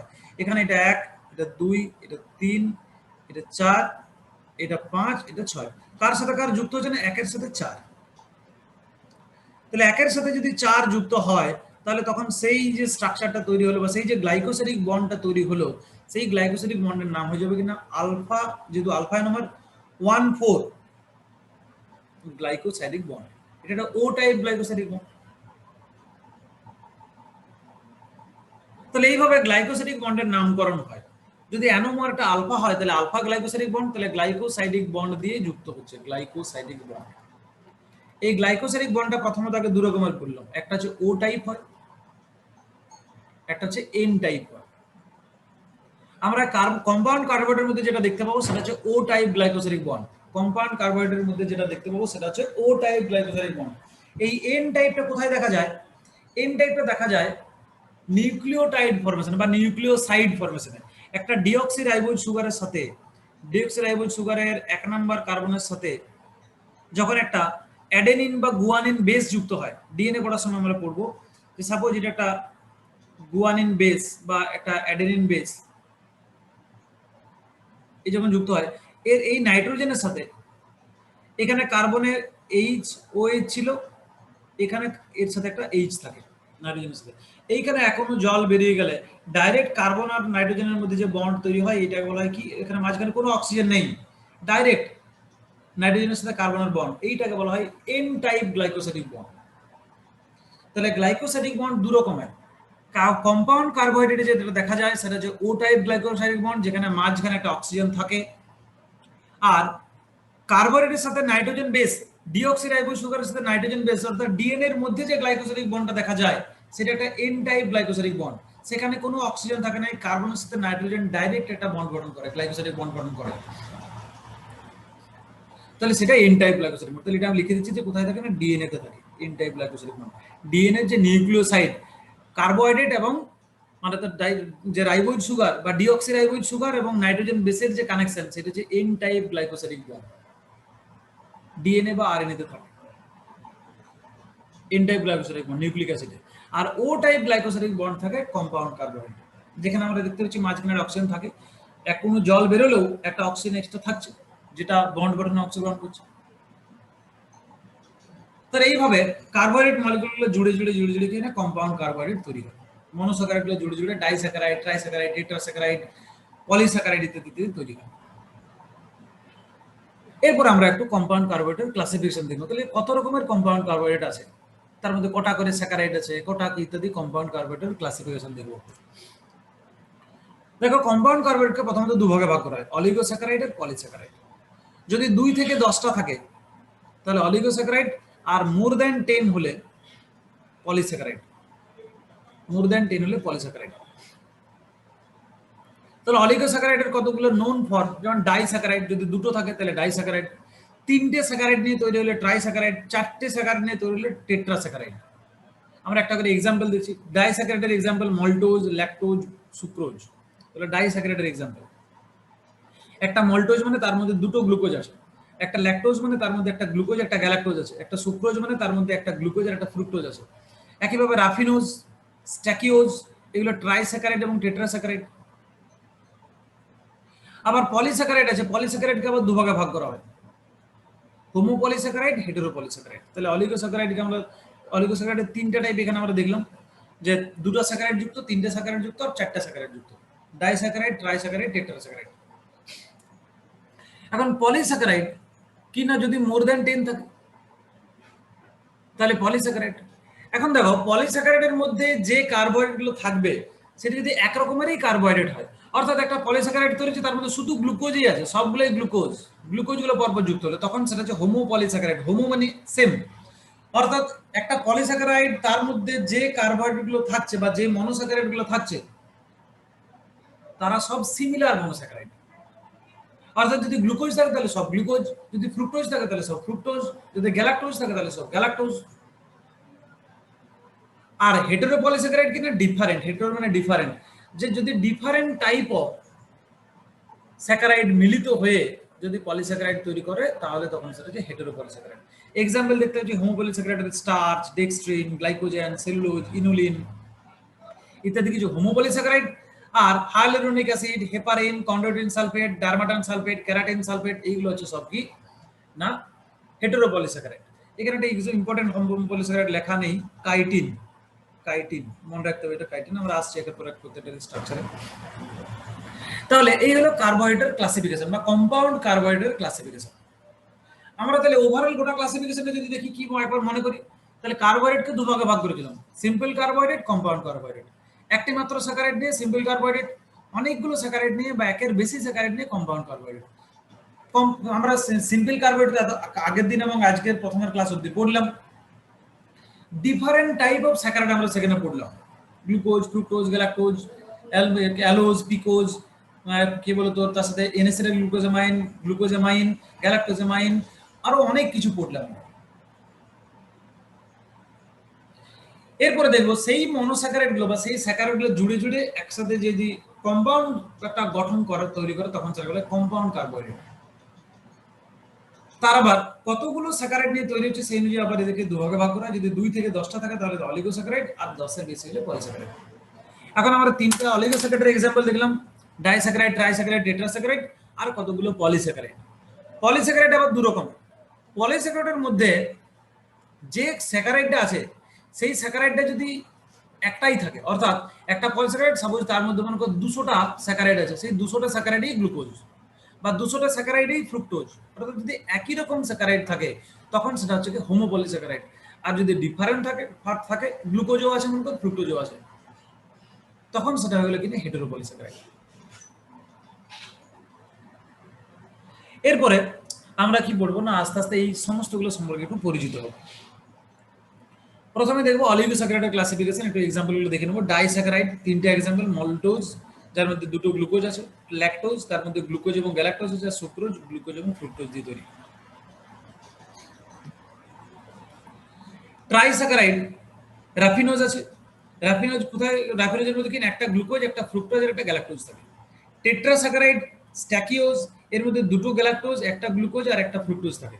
আবার পেন্টাস্যাকারাইড আছে, তার एग्जांपल ভার্বাসকোজ। এই ভার্বাসকোজে 3টা গ্যালাক্টোজ থাকে, একটা গ্লুকোজ থাকে, একটা ফ্রুক্টোজ থাকে। তাহলে এগুলো কিছু অলিগোস্যাকারাইডের एग्जांपल আমরা দেখলাম, একটু মনে রাখতে হবে আমাদের एग्जांपल গুলো। টেট্রাস্যাকারাইডের एग्जांपल, ট্রাইস্যাকারাইডের एग्जांपल, ডাইস্যাকারাইডের एग्जांपल, পেন্টাস্যাকারাইডের एग्जांपल আমরা মনে রাখার চেষ্টা করব। নেক্সট আমরা একটু স্ট্রাকচার দেখে নেব যে গ্লুকোজ, দুটো গ্লুকোজ যুক্ত হয়ে কি হয়েছে না মল্টোজ, দুটো গ্লুকোজ পরস্পর যুক্ত হয়ে তৈরি হয়েছে কিনা মল্টোজ। এখন দেখো দুটো গ্লুকোজ যে পরস্পর যুক্ত হয়েছে কি বন্ড দিয়ে যুক্ত হয়েছে, দিয়ে মল্টোজ তৈরি করছে না। দুটো গ্লুকোজ নিচে যে দেখছি দুটো গ্লুকোজ এদের মধ্যে দেখতে পাচ্ছি যে এরা যে বন্ড দিয়ে যুক্ত 1 নম্বরের সাথে 4 নম্বর, 1 নম্বরের সাথে 4 নম্বর যুক্ত হয়েছে, 1 নম্বরের সাথে 4 নম্বর। তাহলে এই বন্ড হচ্ছে আলফা 1,4 গ্লাইকোসাইডিক বন্ড বা আলফা 1,4 লিঙ্কেজ। আমরা যদি ল্যাকটোজ দেখি তাহলে ল্যাকটোজের মধ্যে কি আছে না, একটা গ্লুকোজ আছে একটা গ্যালাক্টোজ আছে, একটা গ্লুকোজ আছে একটা গ্যালাক্টোজ আছে। এই গ্লুকোজ এবং গ্যালাক্টোজ এই যে দুটো আছে এরা পরস্পর কি বন্ড কার সাথে কে যুক্ত হয়েছে না, এখানেও দেখতে পাচ্ছি একের সাথে 4 যুক্ত হয়েছে, একের সাথে 4 যুক্ত হয়েছে। কিন্তু এখানে আমাদেরকে এটা অ্যানোমার গুলো দেখতে হবে। এখানে দেখবো যে যেটা গ্লুকোজ থাকে সে আলফা ফর্মে থাকে, সে আলফা ফর্মে থাকে, কিন্তু যেটা গ্যালাক্টোজ থাকে সেটা বিটা ফর্মে থাকে। অর্থাৎ আলফা এবং বিটা অ্যানোমারে চেঞ্জ আছে, যে গ্লুকোজটা আলফা ফর্মে থাকে কিন্তু যেটা গ্যালাক্টোজ সেটা বিটা ফর্মে থাকে। এবং এখানে যে বিটা অ্যানোমারিক কার্বন, সেই বিটা অ্যানোমারিক কার্বনটা অর্থাৎ গ্যালাক্টোজের যে অ্যানোমারিক কার্বন সে এইটা হচ্ছে গ্যালাক্টোজ, এটা গ্যালাক্টোজ, সাপোজ গ্যাল, এটা গ্লুকোজ। তাহলে এরা দুজন এই যে বিটা কার্বনটা যেহেতু অংশ বা এই যে বিটা অ্যানোমারটা যেহেতু বন্ড গঠনে অংশগ্রহণ করলো, এইদিকে ওইচটা ছিল, এই ওইচের এই বন্ড গঠনে অংশগ্রহণ করলো, তার জন্য এইটা বন্ড হচ্ছে বিটা। তাহলে একটা গ্যালাক্টোজের মধ্যে যে একটা ল্যাকটোজের মধ্যে যে একটা গ্যালাক্টোজ এবং একটা ল্যাকটোজ থাকে, এরা যুক্ত হয় বিটা 1,4 গ্লাইকোসাইডিক বন্ড দিয়ে, বিটা 1,4 গ্লাইকোসাইডিক বন্ড দিয়ে। তাহলে এটা কেন বিটা 1,4 নাম হলো, কারণ কি বললাম না, আমরা দেখতে পাচ্ছি যে যদি আমরা যদি সিম্পল স্ট্রাকচারগুলো দেখতাম যখন এটা সিঙ্গেল সিঙ্গেল ফর্মে ছিল, তখন দেখা যায় যে গ্যালাক্টোজ যেটা অংশগ্রহণ করে সে কি হয় না, সে বিটা অ্যানোমার ফর্মে থাকে, আর যেটা গ্লুকোজ বন্ড গঠনে অংশগ্রহণ করে সে আলফা ফর্মে থাকে। তাহলে গ্লুকোজের 4 নম্বর কার্বনের সাথে গ্যালাক্টোজের 1 নম্বর কার্বনের বন্ড গঠন হয়। তাহলে গ্যালাক্টোজের 1 নম্বরটা যেহেতু বিটা ফর্মে ছিল সেই জন্য বন্ডটার নাম হচ্ছে বিটা 1,4 গ্লাইকোসাইডিক বন্ড। একইভাবে যখন সুক্রোজ দেখবো, সুক্রোজের মধ্যেও কি দেখা যায় না, সুক্রোজের মধ্যে একটা আলফা 1,2 গ্লাইকোসাইডিক বন্ড দেখা যায়, একটা আলফা 1,2 গ্লাইকোসাইডিক বন্ড দেখা যায়। বা একে বলা হয় আলফা 1 বা আলফা 1 আর 2 বিটা গ্লাইকোসাইডিক বন্ড। অর্থাৎ একটা গ্লুকোজের আলফা কার্বনের সাথে ফ্রুক্টোজের বিটা, যে আলফা অ্যানোমারের সাথে ফ্রুক্টোজের বিটা অ্যানোমারের একটা বন্ড হয়, সেই জন্য আলফা 1 দুটোই অ্যানোমার যদি বন্ড গঠনে অংশগ্রহণ করে সেজন্য আলফা 1 2 বিটা গ্লাইকোসাইডিক বন্ড, এই বন্ডটার নাম হয় আলফা 1 2 বিটা গ্লাইকোসাইডিক বন্ড, যেটা দেখা যায় কার মধ্যে না, সুক্রোজের মধ্যে, যেখানে একটা গ্লুকোজ এবং একটা ফ্রুক্টোজ যুক্ত হয়। এবার এখানে একটা ট্রাইস্যাকারাইড স্ট্রাকচার দেখানো হয়েছে, এটা ট্রাইস্যাকারাইড রাফিনোজ। এখানে আমরা দেখতে পাচ্ছি কি কি আছে না, একটা ফ্রুক্টোজ, একটা গ্লুকোজ আর একটা গ্যালাক্টোজ। গ্লুকোজের সাথে ফ্রুক্টোজ নরমালি বিটা 1,4 দিয়ে যুক্ত হয়েছে।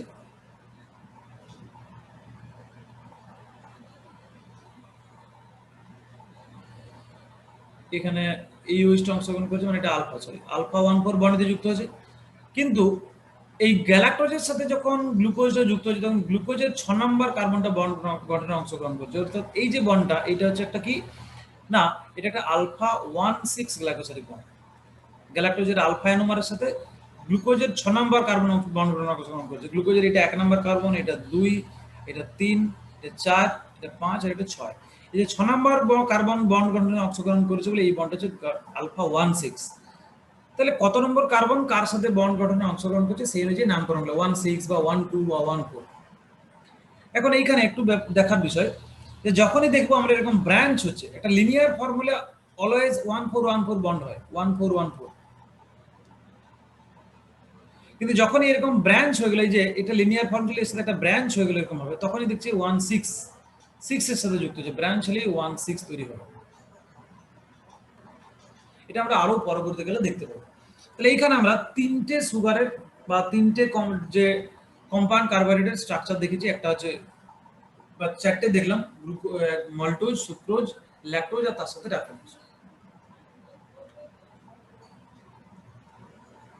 এরপরে হোমোপলিস্যাকারাইড, এবার পলিস্যাকারাইড চলে গেলাম, তার মধ্যে হোমোপলিস্যাকারাইড। তাহলে স্টার্চ একটা খুব ভালো এক্সাম্পল হচ্ছে স্টার্চ। প্ল্যান্টরা তাদের স্টোরিং কার্বোহাইড্রেট হিসেবে, স্টোর করার জন্য ফুড স্টোর হিসেবে, স্টোরিং হিসেবে স্টার্চকে তৈরি করে, ফর ফুড স্টোর, স্টোর করার জন্য স্টার্চ তৈরি করে। এই স্টার্চের মধ্যে দু রকমের কার্বোহাইড্রেট দেখা যায় বা দু রকমের স্যাকারাইড কম্পাউন্ড কার্বোহাইড্রেট দেখা যায়। একটা হচ্ছে অ্যামাইলোজ আর একটা হচ্ছে অ্যামাইলোপেকটিন। অ্যামাইলোজ আর অ্যামাইলোপেকটিন। অ্যামাইলোজ অনেক সিম্পল স্ট্রাকচার হয়, ওর মানে নাম্বার অফ যে ইউনিট সেটা অনেক কম হয়, যদি আমরা দেখি কতগুলো দিয়ে তৈরি তাহলে সেটা অনেক কম হয়। আর অ্যামাইলোপেকটিন অনেক বড় সড়ো স্ট্রাকচার হয়, অনেক বেশি। অ্যামাইলোজ লিনিয়ার হয়, লিনিয়ার হয়, কোনো ব্রাঞ্চ দেখা যায় না, কিন্তু অ্যামাইলোপেকটিনে আমরা ব্রাঞ্চ দেখতে পাচ্ছি, যে ব্রাঞ্চ হচ্ছে উপর দিকে ব্রাঞ্চিং স্ট্রাকচার। তাহলে এই দুটো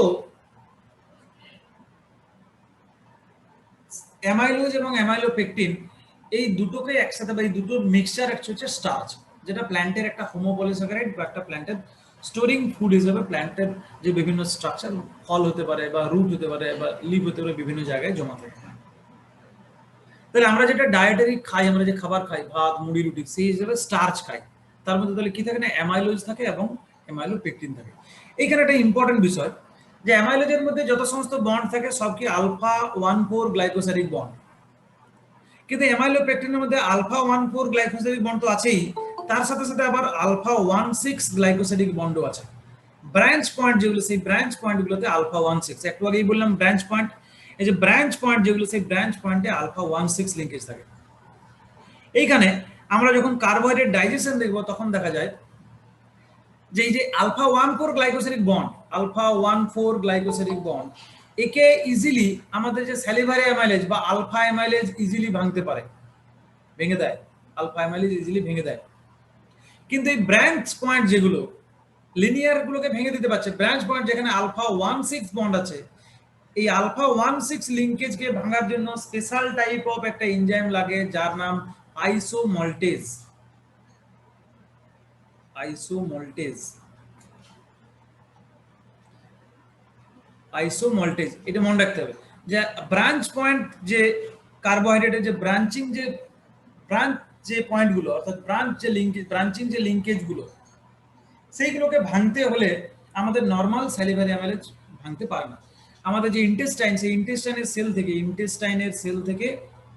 ইন্টেস্টিনাল যে সেল, সেই ইন্টেস্টিনাল সেল যেগুলো বলে এন্টেরোসাইট সেল, সেই এন্টেরোসাইট সেল থেকে আইসোমল্টেজ তৈরি হয়, যে আইসোমল্টেজ এই আলফা 1,6 লিঙ্কেজকে ভাঙতে পারে। তাহলে নর্মাল অ্যামাইলেজ আলফা 1,4 বন্ডকে ভাঙতে পারে, আলফা 1,6 কে ভাঙতে পারে না। এটা কখন প্রয়োজন হয় না, যখন কার্বোহাইড্রেট ডাইজেশন হয়, আমরা খাবার হিসেবে যখন ভাত খেয়েছি বা স্টার্চ খেয়েছি, যখন সেই কার্বোহাইড্রেটকে ডাইজেশন করতে হবে, দিয়ে মনোস্যাকারাইড ফর্মে নিয়ে আসতে হবে, তবে সেটা সেলে সেলে পৌঁছাবে। তাহলে এই ডাইজেশনের সময় এই কম্পাউন্ড কার্বোহাইড্রেটটাকে ভেঙে মনোস্যাকারাইডে পরিণত হওয়ার সময় আলফা 1,4 লিঙ্কেজটাকে ভাঙতে পারে আমাদের স্যালিভারি অ্যামাইলেজ বা আলফা অ্যামাইলেজ, কিন্তু আলফা 1,6 যে ব্রাঞ্চিং যে পয়েন্ট, এইটাকে ভাঙতে পারে না কিন্তু আমাদের স্যালিভারি অ্যামাইলেজ। একে ভাঙার জন্য আলাদা একটা এনজাইম লাগে, যার নাম আইসোমল্টেজ, যেটা ইন্টেস্টিনাল সেল থেকে তৈরি হয়। আইসোমল্টেজ বা এর আরেকটা নাম আছে আলফা ডেক্সট্রিনেজ, যেটা ইন্টেস্টাইন সেল থেকে, ইন্টেস্টিনাল যে গ্ল্যান্ডুলার সেল, সেই ইন্টেস্টিনাল সেল থেকে তৈরি হয়। ব্যাস, এটা এখানে মনে রাখার বিষয়। তাহলে আমরা স্টার্চ সম্পর্কে দেখলাম যে স্টার্চ হচ্ছে কি না একটা গ্লুকোজের পলিমার, একটা গ্লুকোজের পলিমার, অনেকগুলো গ্লুকোজ আলফা 1,4 গ্লাইকোসাইডিক বন্ড দিয়ে যুক্ত হয়ে অ্যামাইলোজ তৈরি করছে। আবার কখনো আলফা 1,4 এবং আলফা 1,6 দুরকম বন্ড দিয়ে যুক্ত হয়ে কিছু ব্রাঞ্চিং স্ট্রাকচার তৈরি করে, যেগুলো নাম হচ্ছে অ্যামাইলোপেকটিন। এই অ্যামাইলোপেকটিন এবং অ্যামাইলোজ একত্রে স্টার্চ তৈরি করে, যেগুলো প্ল্যান্টের স্টোরিং ফুড হিসাবে কাজে লাগে, বা প্ল্যান্টের যে স্টোরড ফুড হিসাবে যেগুলো জমা থাকে, যেগুলোই আমরা খাবার হিসেবে খাই। তাহলে এটা একটা হোমোপলিস্যাকারাইড হলো। নেক্সট আমরা গ্লাইকোজেন দেখব। একইভাবে যেমন প্ল্যান্টদের ক্ষেত্রে কি বলো তোর স্টার্চ, একইভাবে অ্যানিমেলের ক্ষেত্রে যে স্টোরিং ফুড সেটা হচ্ছে গ্লাইকোজেন। স্ট্রাকচার ওভারঅল অ্যামাইলোপেকটিনের স্ট্রাকচার আর গ্লাইকোজেনের স্ট্রাকচার একই রকম, সেই আলফা 1,4 লিঙ্কেজ দিয়ে গ্লুকোজগুলো পরপর যুক্ত হয়, এবং ব্রাঞ্চিং পয়েন্টটা যুক্ত, এই যে ব্রাঞ্চিং পয়েন্ট, সেই ব্রাঞ্চিং পয়েন্টে যুক্ত হয় আলফা 16। এটা একটা লিনিয়ার, এর সাথে এটা এরকম ভাবে ব্রাঞ্চ হয়েছে, যুক্ত হয়েছে। আমরা উপরে ছবিতে দেখতে পাচ্ছি যে অনেক ব্রাঞ্চ থাকে। এই যে ব্রাঞ্চিং পয়েন্টগুলোতে কি যুক্ত হয়, এই যে একটা স্ট্রাকচার, এর একটা ব্রাঞ্চ, বা একটা ব্রাঞ্চ, একটা ব্রাঞ্চ, একটা ব্রাঞ্চ, এটা ব্রাঞ্চ। এই যে ব্রাঞ্চিং পয়েন্টগুলোতে আলফা 16 লিংকেজ থাকে, আলফা 16 লিংকেজ থাকে। একটু আগে দেখলাম এই ব্রাঞ্চিং যে লিংকেজ, এই লিংকেজটা তৈরি করার জন্য যে এনজাইমটা থাকে তার নাম হচ্ছে ব্রাঞ্চিং এনজাইম। এটা মনে রাখার বিষয় যে আলফা 16 লিংকেজগুলো যখন তৈরি হয়, এই গ্লাইকোজেন, আমরা খাবার হিসেবে গ্লুকোজ খেলাম, সেই গ্লুকোজটা আমাদের লিভারে গিয়ে গ্লুকোজটা গ্লাইকোজেনেসিস পদ্ধতিতে গ্লাইকোজেনে পরিণত হয়। গ্লাইকোজেন দিয়ে স্টোর হয়ে যায়, লিভার, মাসেল ইত্যাদি জায়গাতে স্টোর থাকে গ্লাইকোজেন ফর্মে। তাহলে গ্লাইকোজেন কি না, গ্লুকোজগুলো যুক্ত হয়ে গ্লাইকোজেন তৈরি করে।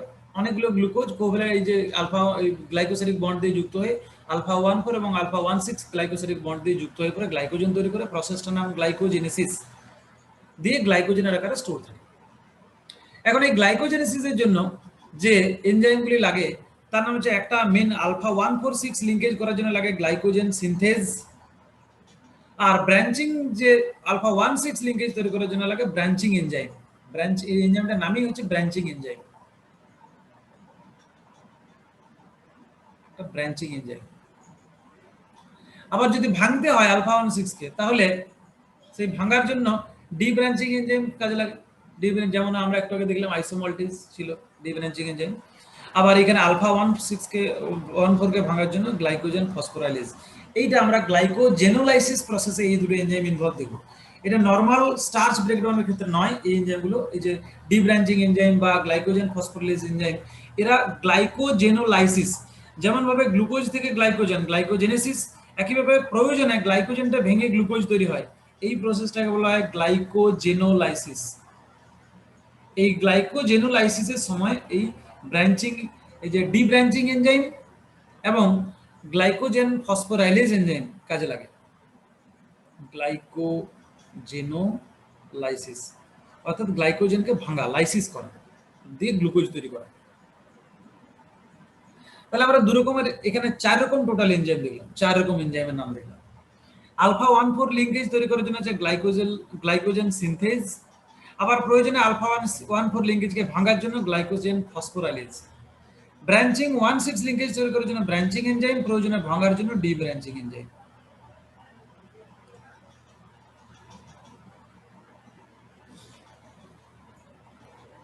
তাহলে গ্লাইকোজেন একটা অ্যানিমেলের মধ্যে পাওয়া যায়, অ্যানিমেলের একটা স্টোরড কার্বোহাইড্রেট হচ্ছে গ্লাইকোজেন, যার স্ট্রাকচার অ্যামাইলোপেকটিনের সাথে সিমিলার। এই জন্য এটা আমাদের অ্যানিমেল স্টার্চও বলা যায়, যে অ্যানিমেলের মধ্যে যে স্টার্চটা সেটা হচ্ছে আমাদের কিনা গ্লাইকোজেন। এরপরে সেলুলোজও একটা পলিস্যাকারাইড।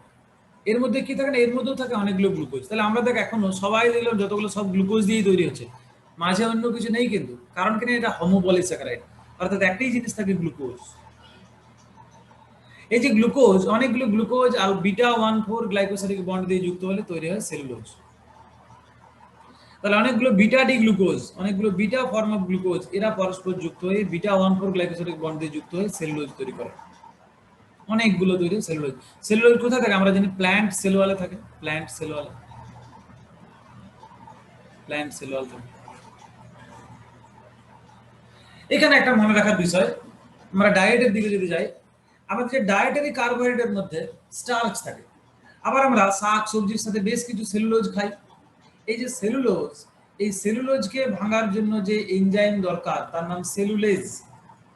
এই সেলুলেজ কিন্তু কোনো অ্যানিমেলের মধ্যে থাকে না,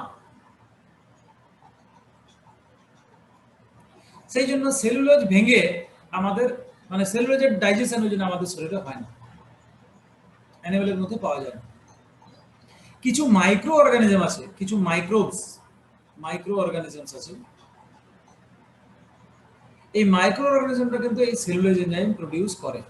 সেজন্য আমরা গরুর যদি রুমিনেন্ট স্টমাক পড়ি, দেখবো গরুর রুমিনেন্ট স্টমাকের মধ্যে বেশ কিছু মাইক্রো অর্গানিজমস থাকে যারা এই সেলুলোজ এনজাইম তৈরি করে, যারা কিন্তু সেলুলোজকে ব্রেকডাউন ঘটাতে পারে। তাহলে আমাদের ক্ষেত্রে এই সেলুলোজটা আমরা অ্যাজ এ ফাইবার খাই, ফাইবার আমরা যে বলি না যে গমের ভুসি, যে কোনো ফলের খোসা, ছাল, এটাতে প্রচুর ফাইবার থাকে, অর্থাৎ প্রচুর সেলুলোজ থাকে, যেটা আমাদের ডাইজেশন হয়, যেটা কি করে, যেটা আমাদের মলের পরিমাণ বাড়ায়, ফিকেল ম্যাটারের পরিমাণ বাড়ায়, পায়খানার পরিমাণ বৃদ্ধি করে ফাইবার। তার কারণ কি, এ হজম হয় না, আমাদের ডাইজেশন হয় না। এ ডাইজেশন না হলে অ্যাবজর্পশন হবে না, আমরা খাই অ্যাজ এ ফুড ইনটেক করি, এর মধ্যে থাকা যে মিনারেলসগুলো সেইগুলো আমাদের কাজে লাগে, কিন্তু এই যে কার্বোহাইড্রেট কি অ্যাজ এ ফাইবার কিন্তু মলের সাথে বা ফিকেল ম্যাটারের সাথে বেরিয়ে যায়। তাহলে মল বৃদ্ধি করে বা ফিকেল ম্যাটারকে বৃদ্ধি করে, যেটাও কিন্তু আমাদের একটা ডিটক্সিফিকেশন প্রসেসকে কাজে লাগে বা ইয়ে করে, ইনক্রিজ করে এই সেলুলোজ। তাহলে আমরা ফুড হিসাবে কিন্তু সেলুলোজ খাই, যদি আমাদের বডির মধ্যে সেলুলোজের ডাইজেশন খুব একটা হয় না। কিছু মাইক্রো অর্গানিজম থেকে পাওয়া, আমাদেরও কিছু মাইক্রো অর্গানিজম থাকে গাটে, সেখান থেকে পাওয়া কিছু সেলুলোজ এনজাইম, তারা কিছুটা ডাইজেশন করে, কিন্তু ম্যাক্সিমামটাই ডাইজেশন হয় না, ফাইবার আকারে বডি থেকে বেরিয়ে যায়। তাহলে সেলুলোজ এটা প্ল্যান্ট সেল ওয়ালে থাকা একটা ইম্পর্টেন্ট কি বলতো পলিস্যাকারাইড। এটা কোথা থেকে তৈরি হয় এটা একটু মনে রাখার বিষয়, যে প্ল্যান্ট সেলের যে membrane, plasma membrane of plant cell wall বা plant cell, plasma membrane of plant cell, এখানে একটা এনজাইম থাকে যার নাম সেলুলোজ সিনথেটেজ।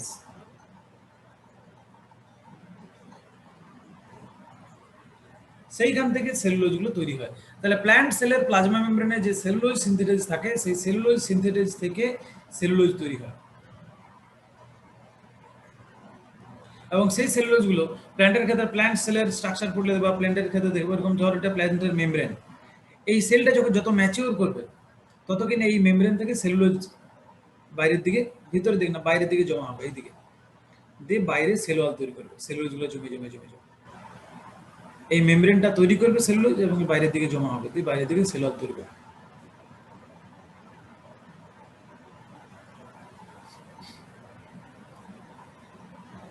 তাহলে এগুলো সেলুলোজ। নেক্সট আমরা দেখবো কাইটিন। কাইটিন একটা খুব ইম্পর্টেন্ট একটা কার্বোহাইড্রেট, যেটা সমস্ত অ্যানিমাল কিংডমে পাওয়া যায়। সমস্ত অ্যানিমাল কিংডমের যে শামুক, ঝিনুক, ইনসেক্টস, এদের যে খোলক, সেই অ্যানিমাল কিংডমে একে পাওয়া যায়। প্ল্যান্টের মধ্যে একমাত্র ফাঙ্গাসে থাকে, অনলি ইন ফাঙ্গাস।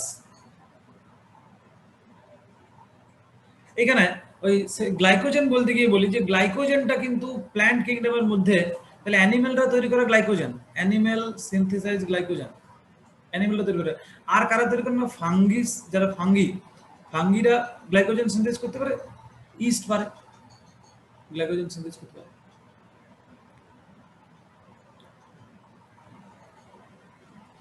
একইভাবে কাইটিনটা সমস্ত অ্যানিমাল কিংডমে থাকে, প্ল্যান্টদের মধ্যে শুধুমাত্র ফাঙ্গাল সেল ওয়ালে থাকে কাইটিন। এটা খুব ইম্পর্টেন্ট কোশ্চেন, মনে রাখার বিষয়, যে কাইটিন প্ল্যান্ট কিংডমের মধ্যে কোথায় পাওয়া যায়? প্ল্যান্ট কিংডমের মধ্যে শুধুমাত্র ফাঙ্গাসের সেল ওয়ালে কাইটিন পাওয়া যায়। কাইটিন কিনা, কাইটিন হচ্ছে ওই এন অ্যাসিটাইল গ্লুকোজামাইনের একটা পলিমার, বিটা 1,4 গ্লাইকোসিডিক লিংক দিয়ে এন অ্যাসিটাইল গ্লুকোজামাইন গুলো পরপর যুক্ত হলে একটা কাইটিন তৈরি হয়।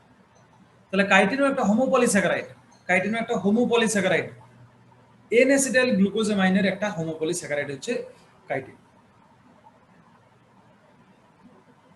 যেটা অ্যানিমাল কিংডমের মেনলি থাকে। এই যে শক্ত খোলক যাদের, সেই খোলকের মধ্যে থাকে, শামুক, ঝিনুক, আর্থ্রোপডস ইত্যাদি খোলকে থাকে। আর প্ল্যান্ট কিংডমের মধ্যে only in fungal cell wall. এছাড়া ডেক্সট্রিন আছে, ইনুলিন আছে। ডেক্সট্রিনস কি না, ডেক্সট্রিন হচ্ছে যে আমাদের স্টার্চটাকে ভাঙলে পরে, স্টার্চ ডাইজেশনের ফলে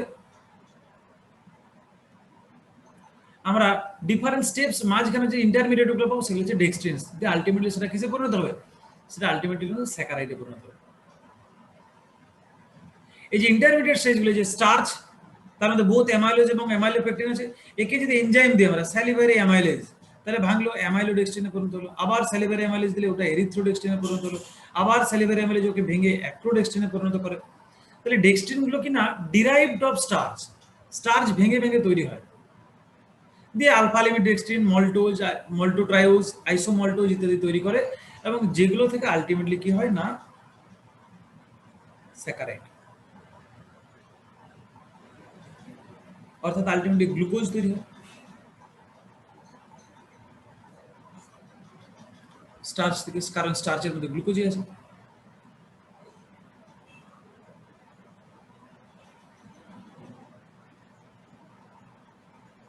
তাহলে এই অ্যামাইলোডেক্সট্রিন যেগুলো, এই যে অ্যামাইলোডেক্সট্রিন, এরিথ্রোডেক্সট্রিন, এগুলোর নাম কালার অনুযায়ী এগুলোর নাম হয়। যেমন এরিথ্রোডেক্সট্রিনটা একে আমরা যদি টেস্ট করি তাহলে রেড কালার দেখায়, রেড কালার শো করে, সেই জন্য এটা নাম হচ্ছে এরিথ্রোডেক্সট্রিন। সেরকম অ্যাক্রোডেক্সট্রিনের মেবি ব্লু কালার দেখা যায়, ব্লু কালার দেখা যায়, এই জন্য আলাদা আলাদা নাম। বাকি সবই কিন্তু ডিরাইভড কার্বোহাইড্রেট। এগুলো যখন আমরা টেস্ট করি তখন এদের যদি মানে টেস্ট করা হয় তাহলে যে কালারগুলো শো করে সেগুলোর অনুযায়ী এদের নাম হচ্ছে এরিথ্রোডেক্সট্রিন বা অ্যাক্রোডেক্সট্রিন ইত্যাদিদের নাম হচ্ছে। এরপর হচ্ছে ইনুলিন। ইনুলিন একটা হোমোপলিস্যাকারাইড, এটা polymer of fructose, polymer of fructose inulin. Inulin পেঁয়াজ, রসুন ইত্যাদিতে ইনুলিন থাকে, প্রচুর পরিমাণ ইনুলিন থাকে। ইনুলিন আমাদের ডায়েটে কাজে লাগে না, আমরা যদি খাবার খাইও সেটা কিন্তু এক্সক্রিট হয়ে বেরিয়ে যায়, বডি থেকে বেরিয়ে যায় ইনুলিন, কিডনি ওকে এক্সক্রিট করে বাইরে বার করে দেয়। আমাদের ডাইজেশনে কোনো কাজে লাগে না ইনুলিন। এটা ফ্রুক্টোজের পলিমার, এটা ফ্রুক্টোজের পলিমার।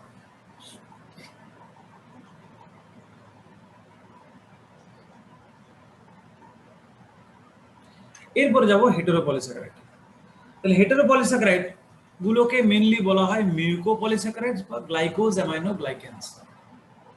কেন না, এই হেটেরোপলিস্যাকারাইডের মধ্যে আমরা দেখব যে সাপোজ একটা লম্বা চেন, একটা লম্বা চেন হেটেরোপলিস্যাকারাইড,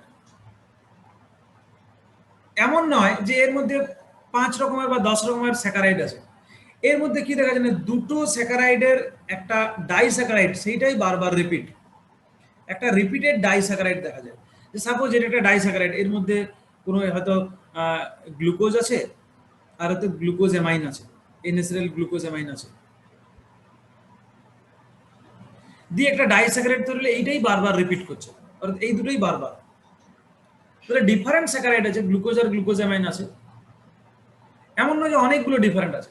তাহলে এই যে এরকম যে স্ট্রাকচার তৈরি হয় যে ডাইস্যাকারাইড ফর্ম করে, যে সেই বারবার ডাইস্যাকারাইড গুলো রিপিট করে, এই ধরনের স্ট্রাকচারকে বলা হয় গ্লাইকোজ অ্যামাইনো গ্লাইকেন্স বা গ্যাগস বা মিউকোপলিস্যাকারাইডস,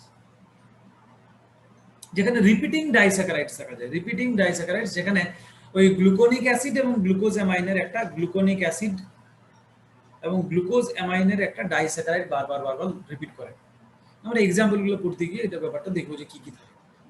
তাহলে গ্লুকোজ অ্যামাইনো গ্লাইকেন্স কি না, যেখানে রিপিটিং ডাইস্যাকারাইডস দেখতে পাওয়া যায়, রিপিটিং বা ডাইস্যাকারাইড, রিপিটিং ডাইস্যাকারাইডস বারবার ডাইস্যাকারাইড গুলো রিপিট করে করে একটা লম্বা চেইন তৈরি করে, তখন সেটা হচ্ছে হেটেরোপলিস্যাকারাইড বা তখন সেটাকে আমরা গ্যাগস বলছি, গ্লাইকোজ অ্যামাইনো গ্লাইকেন্স বা মিউকোপলিস্যাকারাইডস। দেখ এখানে আমরা ওই ডাইস্যাকারাইড গুলোকে দেখাচ্ছি। তাহলে ডিফারেন্ট টাইপ অফ ডাইস্যাকারাইডস এই মিউকোপলিস্যাকারাইড আছে, যেমন হায়ালুরোনিক অ্যাসিড একটা ডাইস্যাকারাইড, মানে ডাইস্যাকারাইড না, একটা একটা কি বলতো হেটেরোপলিস্যাকারাইড একটা হচ্ছে হায়ালুরোনিক অ্যাসিড। এর মধ্যে যে রিপিটিং ডাইস্যাকারাইড গুলো থাকে সেইটা কি না একটা ডি গ্লুকুরোনিক অ্যাসিড এবং এনএসিডাইল গ্লুকোজামাইনের একটা ডাইস্যাকারাইড, এটা বারবার রিপিট থাকে।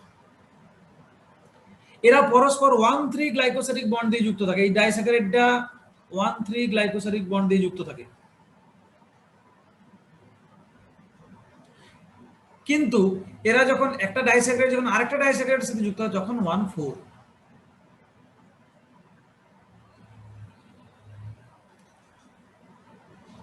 তাহলে আলফা 1,3 বন্ড দিয়ে পরস্পরের যুক্ত হয়। এখানেও সবগুলোতেই ম্যাক্সিমাম ক্ষেত্রে আলফা 1,3 বা কারো কারো ক্ষেত্রে আলফা 1,4 থাকে ডাইস্যাকারাইডে।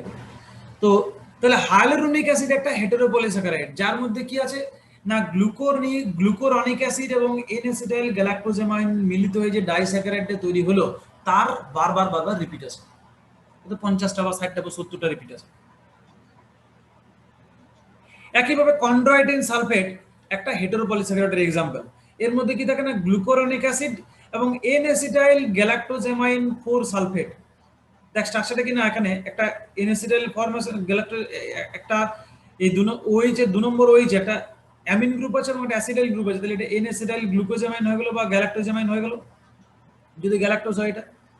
আর এর 4 নম্বর কার্বনে দেখ একটা সালফেট আছে, তার জন্য 4 সালফেট। তাহলে গ্লুকুরোনিক অ্যাসিড আর এন অ্যাসিটাইল গ্যালাক্টোজামাইন 4 সালফেটের যে ডাইস্যাকারাইড, সেই ডাইস্যাকারাইডটা বারবার রিপিট করলে যে পলিস্যাকারাইডটা তৈরি হয় বা যে হেটেরোপলিস্যাকারাইডটা তৈরি হয় তার নাম কন্ড্রোইটিন সালফেট। একইভাবে হেপারিন, হেপারিন আমরা জানি অ্যান্টিকোয়াগুলেন্ট হিসেবে আমাদের ব্লাডে পাওয়া যায়, বেসোফিল সেল তৈরি করে। হেপারিন কিনা গ্লুকুরোনেট 2 সালফেটের সাথে এন গ্লুকোজামাইন 6 সালফেটের একটা ডাইস্যাকারাইডের রিপিটেশন। তাহলে এন সালফো গ্যালাক্টোজামাইন 6 সালফেট, অর্থাৎ এখানে অ্যামিনের সাথে অ্যাসিটাইল গ্রুপ গ্লুকোজ নাই, অ্যাসিটাইল গ্রুপ নেই, সালফেট গ্রুপ আছে। তাহলে এটা অ্যাসিটাইল গ্রুপ থাকলে যেমন এন অ্যাসিটাইল গ্যালাক্টোজ অ্যামাইন, একইভাবে এই যে এন অ্যাসিটাইল হচ্ছে এখানে এন সালফো গ্লুকোজামাইন, কারণ এখানে অ্যাসিটাইল গ্রুপে সালফেট আছে। তাহলে এন সালফো গ্লুকোজামাইন 6 সালফেট, স্ট্রাকচারটা ভালো করে দেখ। 2 নম্বরে এনএইচ এর সাথে সালফার আছে বা সালফেট গ্রুপ আছে, আবার 6 নম্বরে একটা এক্সট্রা সালফেট গ্রুপ আছে। তার জন্য এই স্যাকারাইডটার নাম হয়ে গেছে এন সালফো গ্লুকোজামাইন 6 সালফেট। এর সাথে ডি গ্লুকোরোনেট 2 সালফেটের একটা ডাইস্যাকারাইড, একটা 1,4 বন্ড লিঙ্কেজ দিয়ে, আলফা 1,4 লিঙ্কেজ দিয়ে একটা ডাইস্যাকারাইড। এইটা বারবার রিপিটেশন হলে পরে যে হেটেরোপলিস্যাকারাইডটা তৈরি হয় তার নাম হচ্ছে হেপারিন। একইভাবে ডারমাটান সালফেট একটা এক্সাম্পল, কিসের এক্সাম্পল না হেটেরোপলিস্যাকারাইড। সেখানে এল আইডুরনিক অ্যাসিড আর এন অ্যাসিটাইল গ্যালাক্টোজামাইন 4 সালফেটের একটা ডাইস্যাকারাইডের রিপিটেশন থাকে। আবার ক্যারাটান সালফেটে ডি গ্যালাক্টোজ তার সাথে এন অ্যাসিটাইল গ্লুকোজামাইন 6 সালফেট এর একটা ডাইস্যাকারাইডের রিপিটেশন থাকে। অর্থাৎ আমরা যদি বলি, ভেঙে একবারে বলি যে হাইলুরোনিক অ্যাসিড এর মধ্যে কি কি মনোস্যাকারাইড থাকে না, এর মধ্যে থাকে গ্লুকুরোনিক অ্যাসিড আর এন অ্যাসিটাইল গ্লুকোজামাইন। কন্ড্রোইটিন 4 সালফেট এর মধ্যে কি কি থাকে না, এর মধ্যে থাকে গ্লুকুরোনিক অ্যাসিড আর এন অ্যাসিটাইল গ্যালাক্টোজামাইন 4 সালফেট, এই দুটো স্যাকারাইড থাকে। কিভাবে তৈরি হচ্ছে না, প্রথমে এরা দুজন যুক্ত হয়ে ডাইস্যাকারাইড তৈরি করলো, এরভাবে ডাইস্যাকারাইড গুলো তৈরি করলো, এই ডাইস্যাকারাইড গুলো পরস্পর আবার যুক্ত হয়ে গেল, তাহলে হয়ে গেল হেটেরোপলিস্যাকারাইড। আর এই যে ডাইস্যাকারাইড, এই ডাইস্যাকারাইডের মধ্যে দুটো করে স্যাকারাইড আছে, সেগুলো কি কি আমরা সেটা দেখলাম যে কোন হেপারিনের ক্ষেত্রে কি থাকে, হাইলুরোনিক অ্যাসিডের ক্ষেত্রে কি থাকে, ডারমাটান সালফেটের ক্ষেত্রে কি থাকে, ক্যারাটান সালফেটের ক্ষেত্রে কি থাকে, ইত্যাদি ইত্যাদি ব্যাপারগুলো আমরা দেখলাম।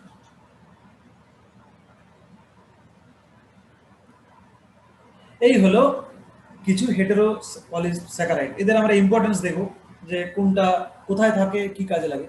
যেমন হাইলুরোনিক অ্যাসিড, এর কম্পোজিশন কি দেখলাম না, ডি গ্লুকুরোনিক অ্যাসিড আর এন অ্যাসিটাইল গ্লুকোজামাইন। এটা connective tissue, synovial fluid, vitreous humour ইত্যাদিতে থাকে, লুব্রিকেন্ট হিসেবে কাজ করে, কখনো শক অ্যাবজর্বার হিসেবে কাজ করে, উন্ড হিলিং এ হেল্প করে। কন্ড্রোইটিন সালফেট এর কম্পোজিশন কি কি স্যাকারাইড আছে এর মধ্যে না, ডি গ্লুকুরোনিক অ্যাসিড আর এন অ্যাসিটাইল গ্যালাক্টোজামাইন 4 সালফেট। এই কার্টিলেজ, বোন, স্কিন, ব্লাড ভেসেলের ওয়াল ইত্যাদিতে থাকে, স্ট্রাকচার তৈরিতে কাজ করে, helps to maintain the structure and shape of the tissue. Structure mainly structural property, structure তৈরিতে কাজে লাগে। হেপারিন কোথায় থাকে, হেপারিনের কম্পোজিশন কিনা ডি গ্লুকুরোনেট 2 সালফেট আর এন সালফো গ্লুকোজামাইন 6 সালফেট। ব্লাডে থাকে, লাংস, লিভার, কিডনি এগুলো তো সামান্য সামান্য থাকে, মেইনলি ব্লাডে থাকে, একটা অ্যান্টিকোয়াগুলেন্ট, রক্ততঞ্চন বিরোধী পদার্থ হিসেবে কাজে লাগে। ডারমাটান সালফেট এর মধ্যে কি কি থাকে না, এল আইডুরনিক অ্যাসিড এবং N acetyl galactosamine 4 sulphate. Blood vessels, যে ভালভস, হার্টের ভালভস, স্কিন ইত্যাদিতে থাকে ডারমাটান সালফেট। এই মেইনটেইন স্ট্রাকচারাল প্রপার্টি, স্ট্রাকচার এবং শেপ মেইনটেইন করতে হেল্প করে। ক্যারাটান সালফেট এর মধ্যে ডি গ্যালাক্টোজ আর এন অ্যাসিটাইল গ্লুকোজামাইন 6 সালফেট থাকে। কার্টিলেজ, কর্নিয়া, কানেকটিভ টিস্যু ইত্যাদিতে থাকে। ও স্ট্রাকচারাল প্রপার্টিও দেখায় এবং তার সাথে সাথে কর্নিয়াটাকে ট্রান্সপারেন্ট রাখতে হেল্প করে, তাহলে আমরা এগুলো ডিফারেন্ট টাইপ অফ হেটেরোপলিস্যাকারাইড দেখলাম, বা ডিফারেন্ট টাইপ অফ গ্লাইকোজেমাইনোগ্লাইকেন্স বা মিউকোপলিস্যাকারাইডস বা গ্যাগস দেখলাম, তাদের কম্পোজিশন, তারা কোথায় কোথায় থাকে এবং কি কাজ করে। এই হলো হেটেরোপলিস্যাকারাইড সম্পর্কে একটা ব্রিফ আইডিয়া। এরপরে যাব আমরা কিছু গ্লাইকোপ্রোটিনস।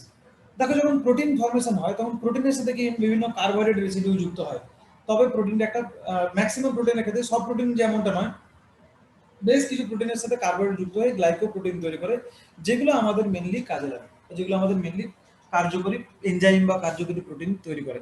যেমন কয়েকটা এক্সাম্পল দেবো, যেমন কোলাজেন স্ট্রাকচার তৈরিতে কাজে লাগে, hydrolyse enzyme, protease enzyme, glycosidase enzyme, এরা এনজাইম রূপে কাজ করে, বিভিন্ন ব্রেকডাউন ডাইজেশনে কাজ করে।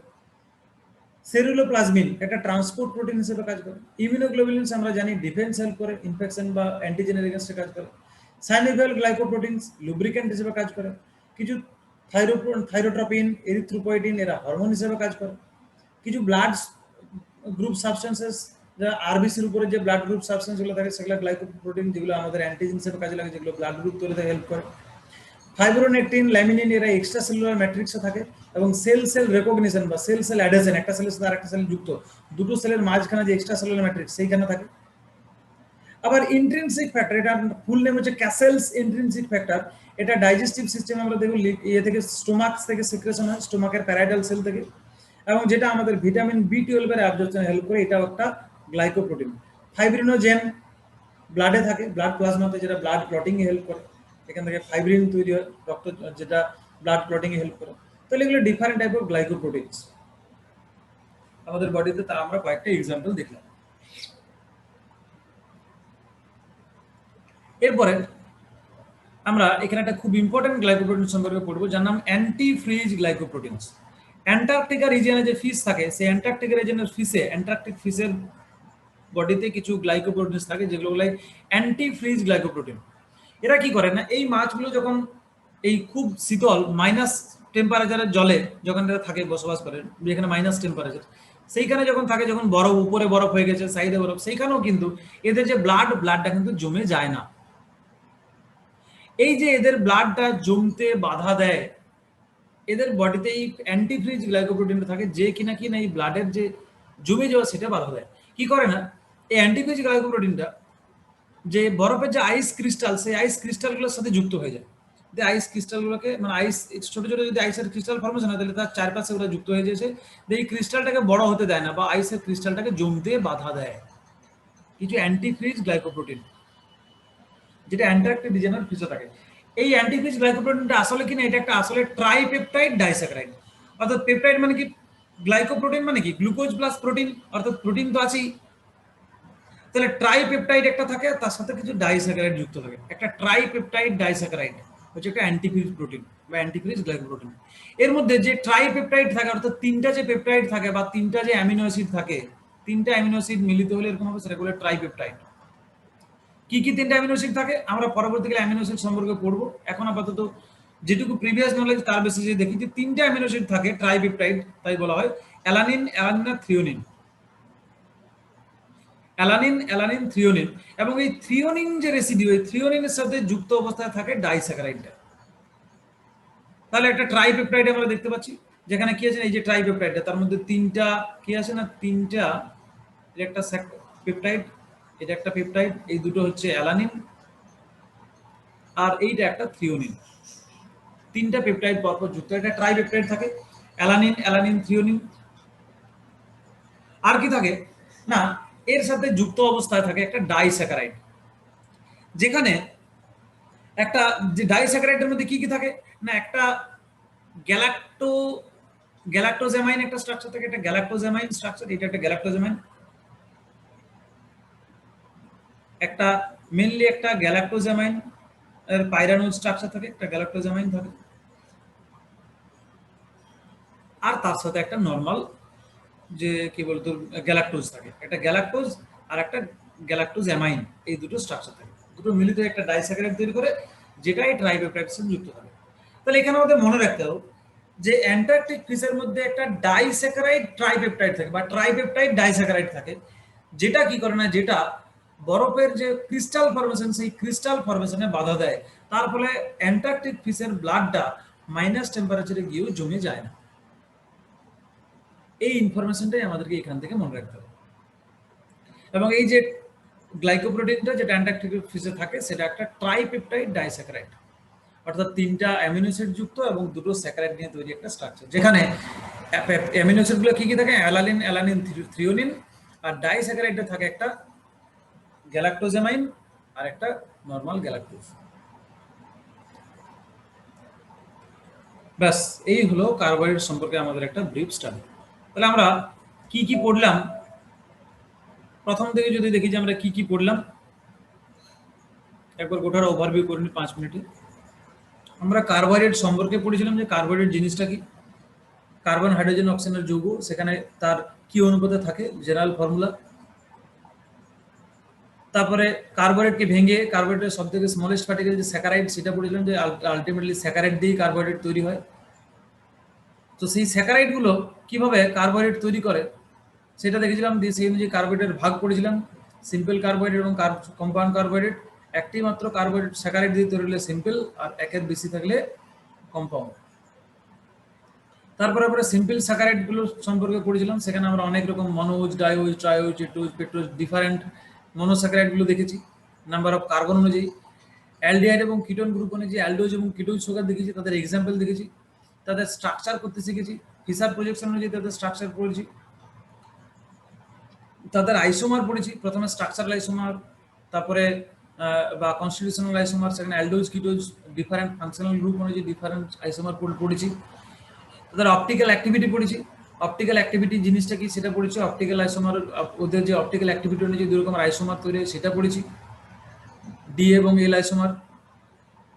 তারপরে তাদের এনানসিওমার পড়েছি, তাদের এপিমার পড়েছি, ডিফারেন্ট এপিমার অনুযায়ী ডিফারেন্ট ডিফারেন্ট যে পলিস্যাকারাইড বা মনোস্যাকারাইড, যে ডিফারেন্ট এত এত মনোস্যাকারাইড যে ডিফারেন্ট আইসোমার অনুযায়ী তৈরি হচ্ছে, বা এক একটা স্যাকারাইড তার এপিমার অনুযায়ী আরো অন্য স্যাকারাইড তৈরি হচ্ছে, সেগুলো আমরা দেখলাম। অর্থাৎ মনোস্যাকারাইড যে ডাইভার্সিটি, সেই মনোস্যাকারাইডের ডাইভার্সিটি দেখেছি, যেগুলো আইসোমারিজমের ফলে তৈরি হয়।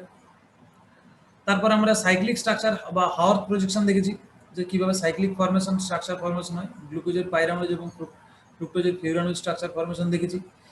সেখানে আমরা তারপরে চেয়ার ফর্ম, বোর্ড ফর্ম দেখেছি, ফর মোর স্টেবল স্ট্রাকচার, মানে মলিকুলার রিপালশন কমানোর জন্য বোর্ড ফর্ম এবং চেয়ার ফর্ম তৈরি হয়, সেইভাবে তাকে সেটা দেখলাম। সাইক্লিক স্ট্রাকচার অনুযায়ী অ্যানোমারিজম দেখলাম, যে অ্যানোমারিক কার্বন বা আলফা কার্বন, যে অ্যানোমারিক কার্বন বা হেমিসিটাল বা হেমিকিউরাল কার্বনে এই যে পজিশন অনুযায়ী দুই রকমের অ্যানোমার, আলফা এবং বিটা অ্যানোমার। তাদের পরস্পর তাদের যে স্পেসিফিক রোটেশন, সেই রোটেশনের চেঞ্জ, মিক্সচার বা ইকুইলিব্রিয়াম মিক্সচার, বা যেটা বলে রেজিমিক মিক্সচার। ইকুইলিব্রিয়াম মিক্সচারের আরেকটা নাম হচ্ছে রেজিমিক মিক্সচার। সেই রেজিমিক মিক্সচারের কনসেন্ট্রেশন ক্যালকুলেশনের ফর্মুলা, সেখানে আমরা একটা প্রবলেম দিয়েছি করতে, সেটা বাড়িতে সবাই করবে, যে কিভাবে এখান থেকে কোনোটা রেজিমিক মিক্সচার যদি দিতে হয়, সেই রেজিমিক মিক্সচারে যদি 3টা মলিকুলের এই অপটিক্যাল অ্যাক্টিভিটি দেওয়া থাকে, তাহলে সেই মিক্সচারের কনসেন্ট্রেশনগুলো কত কত আলফা এবং বিটার, সেই ক্যালকুলেশনের আমরা ফর্মুলাটা পড়েছি। সেই ফর্মুলা অনুযায়ী ক্যালকুলেশন করব বা করতে শিখেছি একটা, এখানে ক্যালকুলেশন অনুযায়ী, সেখান থেকে তোমরা একটা বাড়িতে করবে সবাই। তারপরে এক নজরে আমরা সমস্ত আইসোমারিজমগুলো দেখে নিলাম, যে কত রকমের আইসোমার হয়, কত রকমের ডিফারেন্ট ডিফারেন্ট কীভাবে তৈরি হয় স্ট্রাকচার। তারপরে বিভিন্ন মনোস্যাকারাইডের ডেরিভেটিভগুলো পড়লাম, যেখানে sugar acid, sugar alcohol, deoxy sugar, phosphoric acid esters, amino sugars, glycosides ইত্যাদি পড়লাম। কিছু টেস্ট এবং রিয়াকশনস পড়লাম carbohydrate, simple carbohydrate, furfural formation, অ্যালকাইন রিয়াকশন, ওসাজন ফরমেশন। তারপরে কম্পাউন্ড কার্বোহাইড্রেট পড়লাম, কম্পাউন্ড কার্বোহাইড্রেট কীভাবে কম্পাউন্ড কার্বোহাইড্রেট তৈরি হয়, গ্লাইকোসিডিক বন্ড কীভাবে তৈরি হয়, সেই গ্লাইকোসিডিক বন্ড দু রকমের হয়, ও টাইপ এবং এন টাইপ। কম্পাউন্ড কার্বোহাইড্রেট ও টাইপ থাকে, ডিএনএর মধ্যে যে নিউক্লিওসাইড, সেই নিউক্লিওসাইডে এন টাইপ থাকে। এই ও টাইপ গ্লাইকোসিডিক বন্ড কীভাবে জল বেরিয়ে গেলে পরে তৈরি হয় সেটা আমরা দেখলাম, এবং আলটিমেটলি কম্পাউন্ড কার্বোহাইড্রেটের ক্লাসিফিকেশন করলাম, অলিগোস্যাকারাইড, পলিস্যাকারাইড, তাদের বিভিন্ন এক্সাম্পলগুলো পড়লাম। তারপরে এক একটা এক্সাম্পল ধরে ধরে আমরা তাদের স্ট্রাকচার দেখলাম, গ্লুকোজ, ফ্রুক্টোজ, মাল্টোজ, সুক্রোজ দেখলাম, রাফিনোজ দেখলাম, হোমোপলিস্যাকারাইডের মধ্যে স্টার্চ দেখলাম, সেখানে অ্যামাইলোজ, অ্যামাইলোপেকটিন, তাদের ডিফারেন্স, তাদের ডাইজেশন সম্পর্কে একটু নলেজ দেখলাম সেখানে একটু। তারপরে গ্লাইকোজেন পড়লাম, গ্লাইকোজেনের পরে সেলুলোজ, কাইটিন, ডেক্সট্রিন, ইনুলিন এবং হেটেরোপলিস্যাকারাইড হিসেবে গ্লাইকোজেমিনোগ্লাইক্যানস, তাদের ডিফারেন্ট ডাইস্যাকারাইড ইউনিটগুলো দেখলাম, যে ডিফারেন্ট হেটেরোপলিস্যাকারাইড, ডিফারেন্ট যে ডাইস্যাকারাইড ইউনিট, তাদের ডিস্ট্রিবিউশন, তাদের ফাংশন দেখলাম। আর কিছু গ্লাইকোপ্রোটিনস পড়লাম, যে গ্লুকোজের সাথে প্রোটিন যুক্ত হলে গ্লাইকোপ্রোটিন হয়। কিছু আমাদের বডিতে থাকা মেজর কিছু গ্লাইকোপ্রোটিন এবং তাদের কিছু ফাংশন, সেগুলো দেখলাম। আর অ্যান্টার্কটিক ফিসের ক্ষেত্রে অ্যান্টিক্রিজ গ্লাইকোপ্রোটিন সম্পর্কে আমরা একটু জানি। ব্যাস, এই হচ্ছে কার্বোহাইড্রেট সম্পর্কে একটা ওভারঅল ব্রিফ স্টাডি।